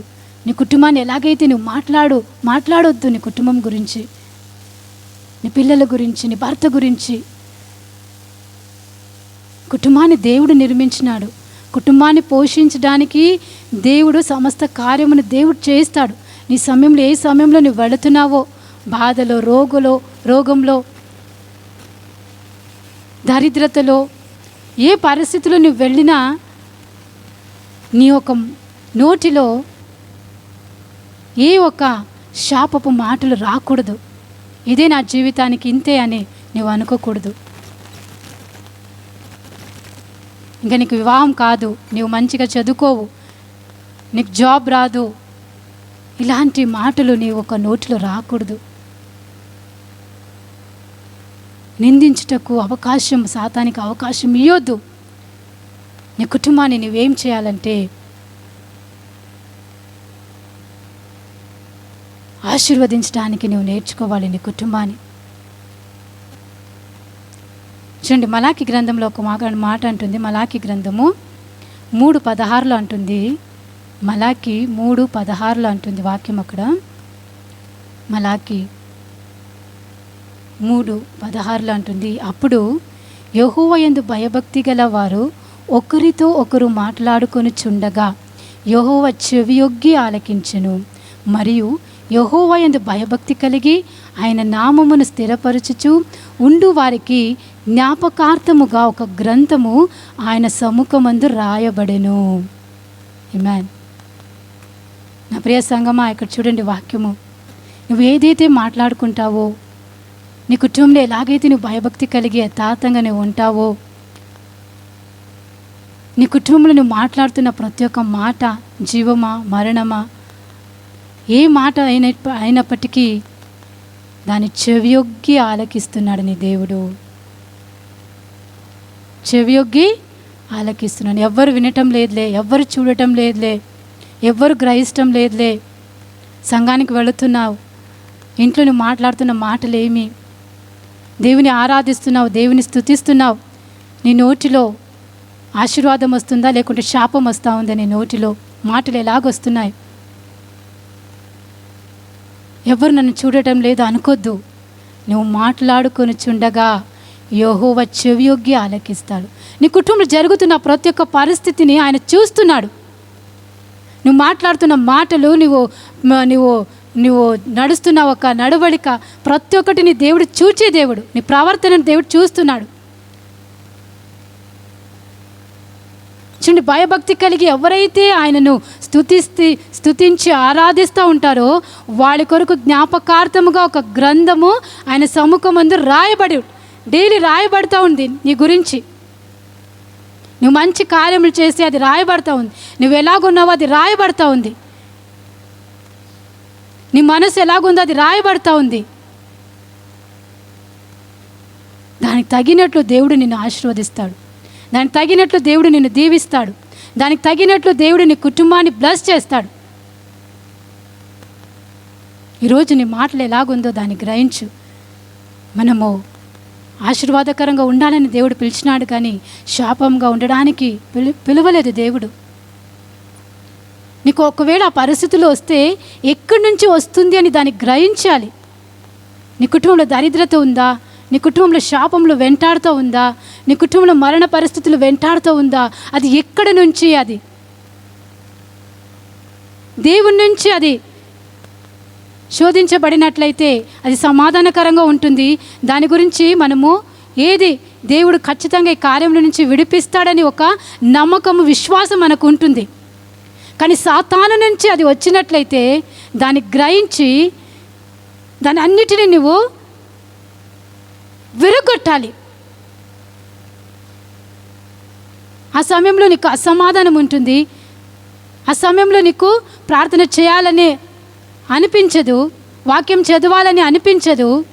ఆ పరిస్థితులు నువ్వు వెళుతున్నప్పుడు ఇది ఎక్కడి నుంచి వస్తుందో నువ్వు గ్రహించాలి. అన్ని మార్గము సరళంగా అలాగే వెళ్ళిపోదండి. ఇక్కటైన మార్గంలో మనం వెళ్ళాలి. యేసు ప్రభువే ఈ లోకంలో ఆయన వచ్చినప్పుడు 40 days ఆయన ఫాస్టింగ్ చేసిన తర్వాత పరిశుద్ధ ఆత్మడే ఆయనను అరణ్యంలోనికి తీసుకొని వెళ్ళిపోయినాడు శోధించడానికి. ఒకవేళ అలాంటి శోధనలు నీలో వస్తే ఖచ్చితంగా దేవుడు నిన్ను ఆశీర్వదిస్తాడు. కానీ సాతాను నుంచి అది వచ్చినట్లయితే దాన్ని గ్రహించి యెరెమియా 1 మనం 9లో మనం చూసినట్లయితే, యెరెమియా 1:9 మనం చూసినట్లయితే ఆయన మాటలను మన నోటిలో ఆయన పెట్టి ఉన్నాడు. కాబట్టి దాన్ని విరగొట్టడానికి, నశింపచేయడానికి, పడగొట్టడానికి, కట్టడానికి, నాటడానికి దేవుడు నీకు అధికారం ఇచ్చున్నాడు. వెల్లగించుటకు, విరగొట్టుటకు, నశింపచేయుటకు, పడద్రోయుటకు, కట్టుటకు, నాటుటకును నేను ఈ దినమున జనముల మీదను రాజ్యముల మీదను నిన్ను నియమించి ఉన్నానంటుంది. అలాంటి పరిస్థితులు నీ కుటుంబంలో ఏదైనా వచ్చినప్పుడు ఆ మాటల్ని పట్టుకొని దాన్ని వెల్లగించాలి, విరగొట్టాలి, నశింపచేయాలి, పడద్రోయాలి. ప్రతి ఒక్కటిని ప్రార్థన ద్వారా నీ కుటుంబాన్ని నువ్వు కట్టుకోవాలి, నశింపచేయాలి. ఎందుకంటే సిలువలో సమస్తాన్ని చేసి నీకు జయమును నీ చేతిలో ఆయన ఇచ్చి ఉన్నాడు. ఆ వాక్యమును నీ నోటిలో ఆయన ఉంచి ఉన్నాడు. ఆ వాక్యమును పట్టుకొని నువ్వు ప్రార్థించినట్లయితే నీ కుటుంబంలో ఉన్న ప్రతి ఒక్క పరిస్థితి అది దేని ద్వారా వచ్చిందో దాని అన్నిటినీ నువ్వు విరగొట్టగలవు. ఈరోజు ఆ కార్యమును నువ్వు చేయి. మొదటిగా దాన్ని గ్రహించు. ఎక్కడి నుంచి ఈ యొక్క పరిస్థితులు ఎదురవుతున్నాయి? శాపము నుంచి వస్తూ ఉందా? పితృల శాపము, తల్లిదండ్రుల శాపము, అది ఏమైనా అది వచ్చినప్పుడు దాన్ని విరగొట్టే దేవుని మాటలతో దాన్ని విరగొట్టడానికి నువ్వు నేర్చుకోవాలి. అందుకే యుద్ధ వీరులు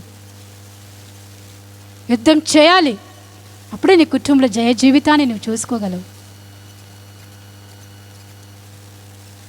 అలాగే మనం చూసినట్లయితే నిన్ను కుటుంబాన్ని శపించడానికి దేవుడు నిన్ను పిలిచలేదు, కానీ ఆశీర్వదించడానికి దేవుడు నిన్ను పిలిచి ఉన్నాడు. మనం చూసినట్లయితే చూడండి, ఆశీర్వాద వచనములు నీ నోటిలో నువ్వు పలుకు. నీ కుటుంబంలో ఆదికాండం 12:1-2 మనం చూసినట్లయితే అబ్రాహామును పిలిచి దేవుడు ఆయనను ఆశీర్వదిస్తాడు. అబ్రాహామును పిలిచి నేను నిన్ను ఆశీర్వదిస్తాను, నువ్వు ఆశీర్వాదకరంగా నువ్వు ఉంటావు, నువ్వు ఆశీర్వదించు వారిని నేను ఆశీర్వదిస్తాను, నిన్ను శపించు వారిని నేను శపిస్తాను అంటుంది అక్కడ 2వ అధ్యాయంలో. నేను గొప్ప జనముగా చేసి నేను ఆశీర్వదించి నీ నామమును గొప్ప చేయుదును, నీవు ఆశీర్వాదముగా నువ్వు ఉందువు, నేను ఆశీర్వదించు వారిని నేను ఆశీర్వదిస్తాను. మరి నువ్వు ఆశీర్వదిస్తే నీ కుటుంబాన్ని నువ్వు ఆశీర్వదించుకోవాలి. అబ్రహామును అలాగ ఆశీర్వదించినావు కదా ప్రభా, నా కుటుంబాన్ని నువ్వు ఆశీర్వదించు, నేను ఆశీర్వాదకరంగా నేను ఉండాలి, నా భర్త ఉండాలి, నా పిల్లలు ఉండాలి, మేము ఆశీర్వాదకరంగా ఈ జనముల ఎదుట మేము ఆశీర్వాదకరంగా ఉండాలని నువ్వు పలుకు. నువ్వు శాపములు పలికినట్లయితే అదే కార్యం జరుగుతుంది. నువ్వు ఆశీర్వాదమును పలికినట్లయితే సియోను నుంచి దేవుడు నీకు ఆశీర్వాదమును కలుగ చేస్తాడు. 128వ కీర్తన 1 నుంచి మనం చూసినట్లయితే, యెహోవా యందు నువ్వు భయభక్తి కలిగి ఉంటే ఆయన నిన్ను ఆశీర్వదిస్తాడు, నీ కష్టాజితమును నువ్వు అనుభవిస్తావు, నీ లోగిట నీ భార్య ఫలించి ద్రాక్షవల్లి వలె ఉంటుందని దేవుని వాక్యం సెలవిస్తుంది. నీ పిల్లలు ఒలివ మొక్కల వలె ఉంటారు. అలాగే నీ కుటుంబాన్ని నువ్వు ఆశీర్వదించుకో. నా కష్టాజితము ఎవ్వరు అనుభవించడానికి వీల్లేదు, నేను నా కుటుంబము దాన్ని అనుభవించాలి. ఆ కష్టము, నేను పడిన కష్టము, నా భర్త తీసుకుని వస్తున్న ఆ ఒక్క కష్టాజితము అది ఇతరులు పాలు కాకూడదు ప్రభువా. నువ్వు వాక్యం సెలవిస్తుంది, ఆ కష్టాజితమును మేము అనుభవించాలి. భార్య ఫలించు ద్రాక్షవల్లి అంటుంది. ఆశీర్వదించుకో, నేను నేను ద్రాక్షవల్లిగా నేను ఉండాలి నా కుటుంబానికి. నీ పిల్లల్ని చూసి ఆశీర్వదించు. ఒలీవ మొక్కల వలె వాళ్ళు ఉండాలి, దేవుని సన్నిధానంలో ఒలీవ వలె వాళ్ళు వాడబడాలి అని నీ కుటుంబాన్ని నువ్వు ఆశీర్వదించుకో. మనం అదే ఆదికాండం 27 మనం చూసినట్లయితే, జెనసిస్ 27:27 మనం చూసినట్లయితే, మనం అక్కడ 27 మనం చూసినట్లయితే ఆదికాండము, ఈసాకు యాకోబుని పిలిచి ఆయనను ఆశీర్వదిస్తాడు. చూడండి, అతడు దగ్గరకు వచ్చి అతని ముద్దు పెట్టుకొనెను. అప్పుడు అతడు తన వస్త్రమును వాసన చూచి అతని దీవించి ఇట్లా, నేను ఇదిగో నా కుమారుని సువాసన యెహోవా దీవించినని సువాసనమై ఉన్నది. ఈసాకు యాకోబుని దీవిస్తున్నాడు. భార్యాభర్తలు పిల్లల్ని దీవించాలి అలాగా. చూడండి, అదే ఆదికాండము 48:28 మనం చూసినట్లయితే, 48:28లో 48:28లో మనం చూసినట్లయితే అక్కడ అంటుంది, యాకోబు తన 12 గోత్రపు వారి పిల్లలను పిలిచి వారిని ఆశీర్వదిస్తాడు. 48:28లో మనం చూసినట్లయితే యాకోబు తన పిల్లలను ఆశీర్వదిస్తాడు. నీవు అలాగ ఆశీర్వదిస్తున్నావా నీ కుటుంబాన్ని? నీ కుటుంబాన్ని నువ్వు ఆశీర్వదిస్తున్నావా? నువ్వు ఆశీర్వాదము నీ కుటుంబంలో పలికినట్లయితే ఖచ్చితంగా అది ఆశీర్వాదము ఆ కుటుంబంలో నిలబడుతుంది. అబ్రహాము ఆశీర్వాద వచనము ఈ దినము వరకు కూడా అది ఖచ్చితంగా అది నెరవేర్చబడుతుంది. చూడండి, ఇవి అన్నీ ఇజ్రాయేలు 12 గోత్రములు వారి తండ్రి వారిని దీవించుచు వారితో చెప్పినది ఇదే, ఎవరి దీవెన చొప్పున వారిని దీవించెను. మాలాగా దీవించడానికి నేర్చుకునే కుటుంబాన్ని, నీ పిల్లల్ని దీవించు, నీ భర్తను దీవించు, నీ తల్లిదండ్రులను దీవించు, నీ సహోదరులు నీలో ఉన్న నీ యొక్క సహోదరుని దీవించు. వాళ్ళ ఆశీర్వాదకరంగా ఉండాలని దీవించు. నీ నోటి మాటలు దీవెనకర మాటలుగా రావడానికి నువ్వు నేర్చుకో. అలాగే ద్వితీయోపదేశ కాండం మనం చూసినట్లయితే 28:1-14 వరకు మనం చూసినట్లయితే అన్ని దీవెనకర మాటలు అక్కడ ఉంటుంది. నీ పిండి పీసుకుని నేను ఆశీర్వదిస్తాను, నువ్వు వెళ్తున్నప్పుడు వస్తున్నప్పుడు నేను ఆశీర్వదిస్తాను, నువ్వు ఆశీర్వాదకరంగా నువ్వు ఉంటావు, నిన్ను తలగా ఉంచుతాను కానీ తోకగా ఉంచను, నిన్ను పైవారిగా ఉంచుతాను కానీ కిందవారిగా నేను ఉంచను, నువ్వు అప్పు ఇస్తావు కానీ అప్పు తీసుకోవు. ఈ ఆశీర్వాద వచనమును మనం పలకాలి, మన నోటిలో ఆ మాటలు రావాలి. అప్పుడు నీ కుటుంబం ఆశీర్వాదకరంగా ఉంటుంది. అలాగే మనం చూసినట్లయితే నంబర్స్ చాప్టర్ని మనం చూసినట్టు సంఖ్యాకాండము 6:22-27 వరకు మనం చూసినట్లయితే, సంఖ్యాకాండము 6:22-27 వరకు మనం చూసినట్లయితే చూడండి, యెహోవా మోషేకి ఇలాగ సెలవిచ్చుచు, నీవు ఆరోనుతోనూ అతని కుమారులతోనూ ఇలాగనుము, మీరు ఇజ్రాయేలును ఇలాగు దీవించవలెను. ఎవరిని? ఇజ్రాయేలును. యెహోవా అంటున్న మాట చూడండి, యెహోవా నిన్ను ఆశీర్వదించి నిన్ను కాపాడునుగాక, యెహోవా నీకు సన్నిధిని ప్రకాశింపచేసి నిన్ను కరుణించునుగాక, యెహోవా నీ మీద తన సన్నిధి కాంతి ఉదయింపచేసి నీకు సమాధానమును కలుగునుగాక. పలుకు ఈ మాటను నీ కుటుంబంలో, నీ పైన చేతులు ఉంచుకొని నీ పలుకో, యెహోవా నన్ను ఆశీర్వదించి నన్ను కాపాడునుగాక, యెహోవా నా మీద సన్నిధి కాంతి ఉదయింపచేసి నన్ను కరుణించునుగాక, యెహోవా నా మీద తన సన్నిధిని ఉదయింపచేసి నాకు సమాధానమును కలుగచేయునుగాక. నీవు పలుకో, నీ కుటుంబానికి దాన్ని పలుకు. యెహోవా నా కుటుంబాన్ని దీవించునుగాక, తన సన్నిధి కాంతిని నా కుటుంబం మీద ప్రకాశింపచేయునుగాక, నా కుటుంబాన్ని కాపాడునుగాక, సమాధానము కలుగునుగాక అని నీ కుటుంబాన్ని నీవు దీవించుకో. నేను ఉదయకాలం లేచి ప్రార్థన అయిన తర్వాత నేను ఈ మాటలు పలుకుతాను. ఎవ్రీడే నేను ఈ మాటను పలుకుతాను. యెహోవా నన్ను ఆశీర్వదించి నన్ను కాపాడునుగాక, యెహోవా నా కుటుంబాన్ని ఆశీర్వదించి నా కుటుంబాన్ని కాపాడునుగాక అని 24, 25, 27 వరకు నేను పలుకుతాను ఆ మాటలు. ఈరోజు ఈ మాటలను పలుకు. నీ పిల్లల గురించి మాటలను పలుకు. నీ నోటిలో వ్యర్థమైన మాటలు పలుకొద్దు. కుటిలమైన మాటలు నీ నోటిలో రానియొద్దు. సత్యమైన మాటలు పలుకు. యథార్థమైన మాటలు పలుకు నీ నోటి నుంచి. అప్పుడు నీ కుటుంబము ఆశీర్వాదకరంగా ఉంటుంది. యోబు భార్య అలాగ చేయలేదు కాబట్టి ఆమె గురించి ఏమీ రాయబడలేదు. ఇక్కడ యోబు గురించే యథార్థవంతుడు, నీతివంతుడు, భయభక్తి కలిగిన వాడు రాయబడింది, కానీ ఆయన భార్య గురించి ఏమీ రాయబడలేదు. మన కొరకు ఒక పుస్తకము పరలోకంలో ఉందని గ్రహించు. నీ గురించి దేవుడు ఏది రాస్తున్నాడు? నీ కుటుంబంలో నీకు ఒక బాధ్యతను దేవుడు ఇచ్చి ఉన్నాడు. కుటుంబంలో నువ్వు బాధ్యత కలిగిన ఒక స్త్రీగా నువ్వు ఉండాలనే నిన్ను స్త్రీగా దేవుడు చేస్తున్నాడు. కుటుంబాన్ని, భర్తని ఇచ్చినాడు, పిల్లల్ని ఇచ్చినాడు. ఆ బాధ్యత నువ్వు భరించాలి. ఆ బాధ్యతను నువ్వు దాన్ని కొనసాగించాలి. ఆ బాధ్యతను నువ్వు నెరవేర్చాలి. ఏదైతే నీకు ఇచ్చినావో దాన్ని ఆశీర్వాదకరంగా నువ్వు ముగించాలి.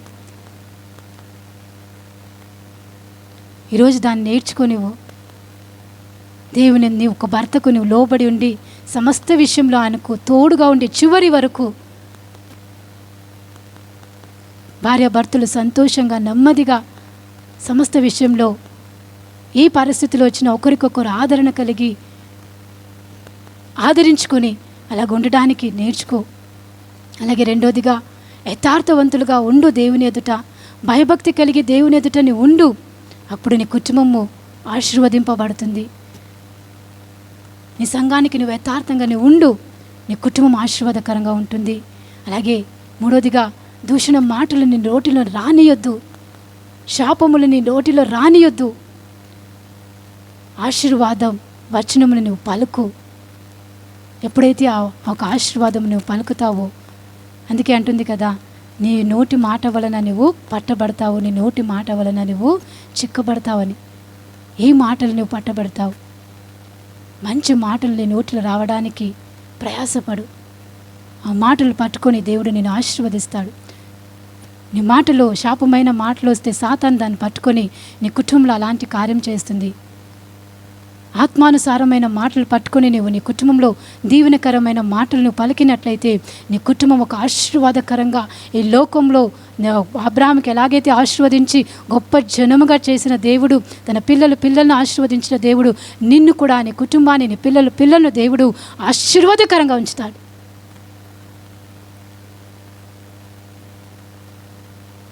అందుకే యథార్థంగా ఉండడానికి నేర్చుకో. చివరికి మనం చూసినట్లయితే యోబు గ్రంథంలో లాస్ట్ చాప్టర్లో మనం చూసినట్లయితే 42లో మనం లాస్ట్ చాప్టర్లో మనం చూసినట్లయితే సమస్త విషయంలో దేవుడు యోబుని రెండంతలుగా దేవుడు ఆశీర్వదించినాడు. ఎలాగ ఆశీర్వదించినాడు? రెండంతలుగా దేవుడు ఆశీర్వదించినాడు. ఒకవేళ అది శోధనలో వచ్చినట్లయితే దాన్ని గ్రహించు. సాతాను నుంచి వచ్చినట్లయితే దాన్ని గ్రహించు, దాన్ని వెరగొట్టు.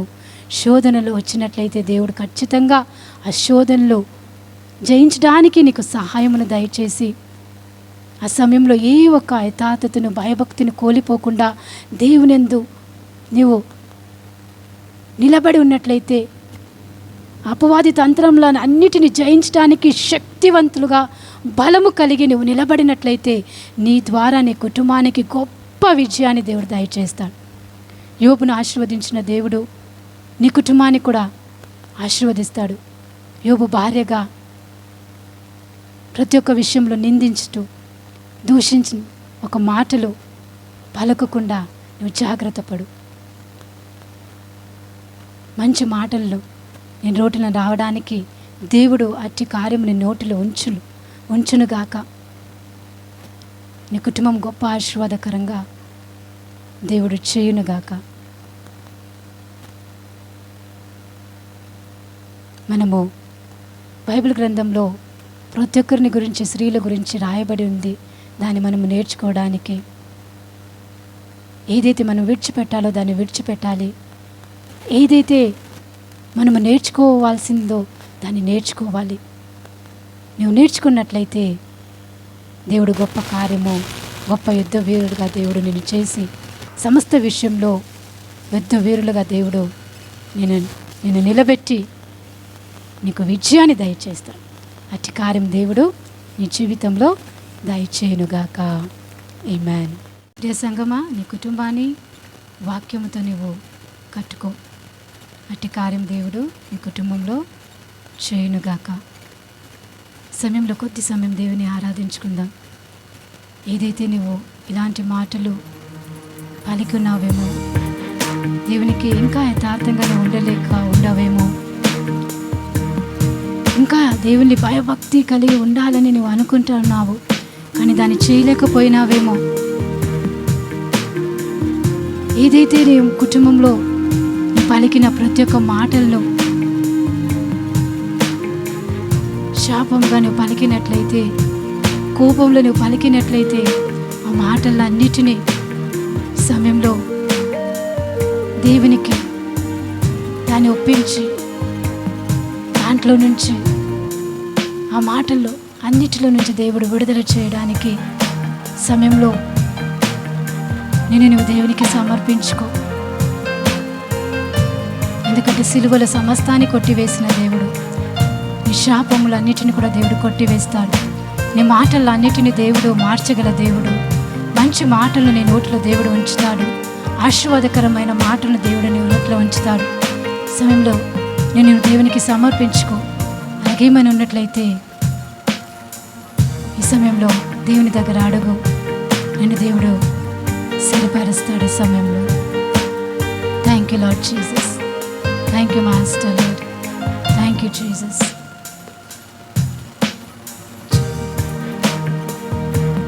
Thank you Lord. Thank you master Jesus. Thank you Lord. సమర్పించుకో దేవుని ఎదుట నిన్ను నువ్వు చేతులన్ పైకెత్తేదన్ నా రాజైనా నిన్ను కీర్తింతున్ నీవేగా నా హృదయ సేనుడవు నా చేతులన్ పైకెత్తేదన్ నా రాజైనా నిన్ను కీర్తింతున్ నీవేగా నా హృదయ సేనుడవు అన్య దేవతలను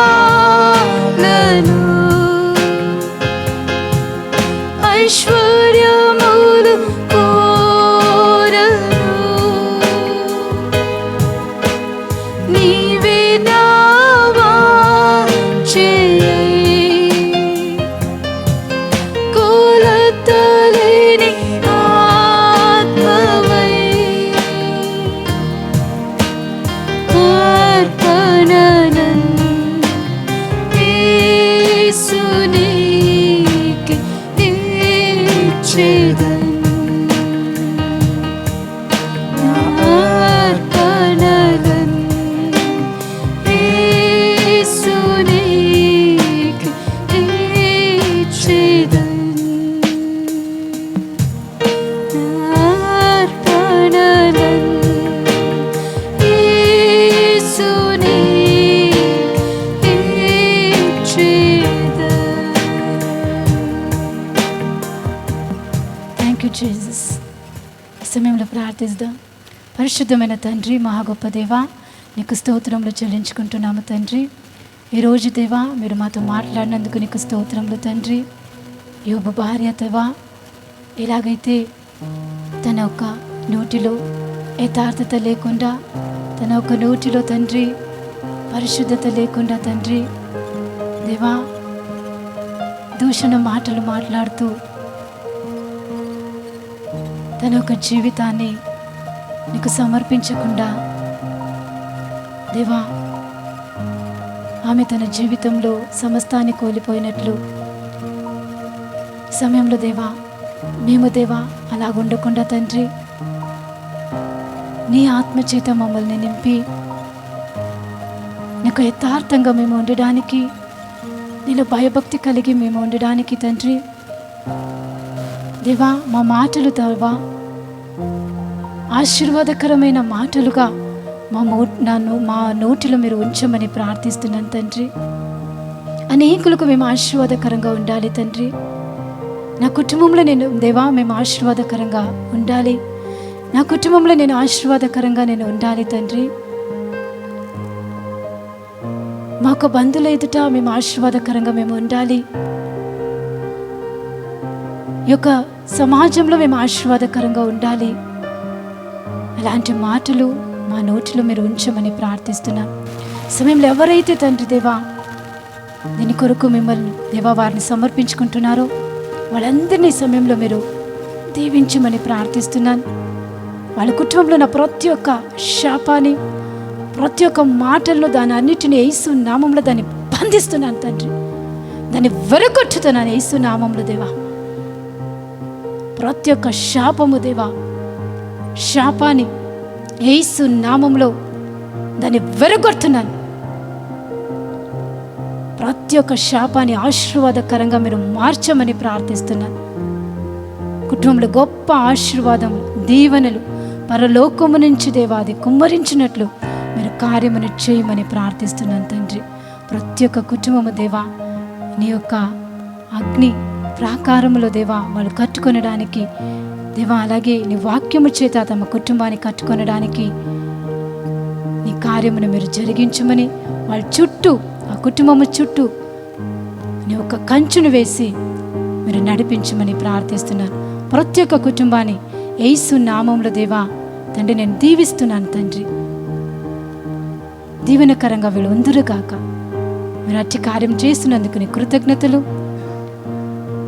సమస్తాన్ని మీ చేతికి సమర్పించుకొని స్తుతి, ఘనత, మహిమ, ప్రభావంలో మీకు చెల్లిస్తూ యేసు నామంలో ప్రార్థించి వేడి పొంది ఉన్నాము తండ్రి. Amen. Amen. Praise the Lord. God bless you. Shalom.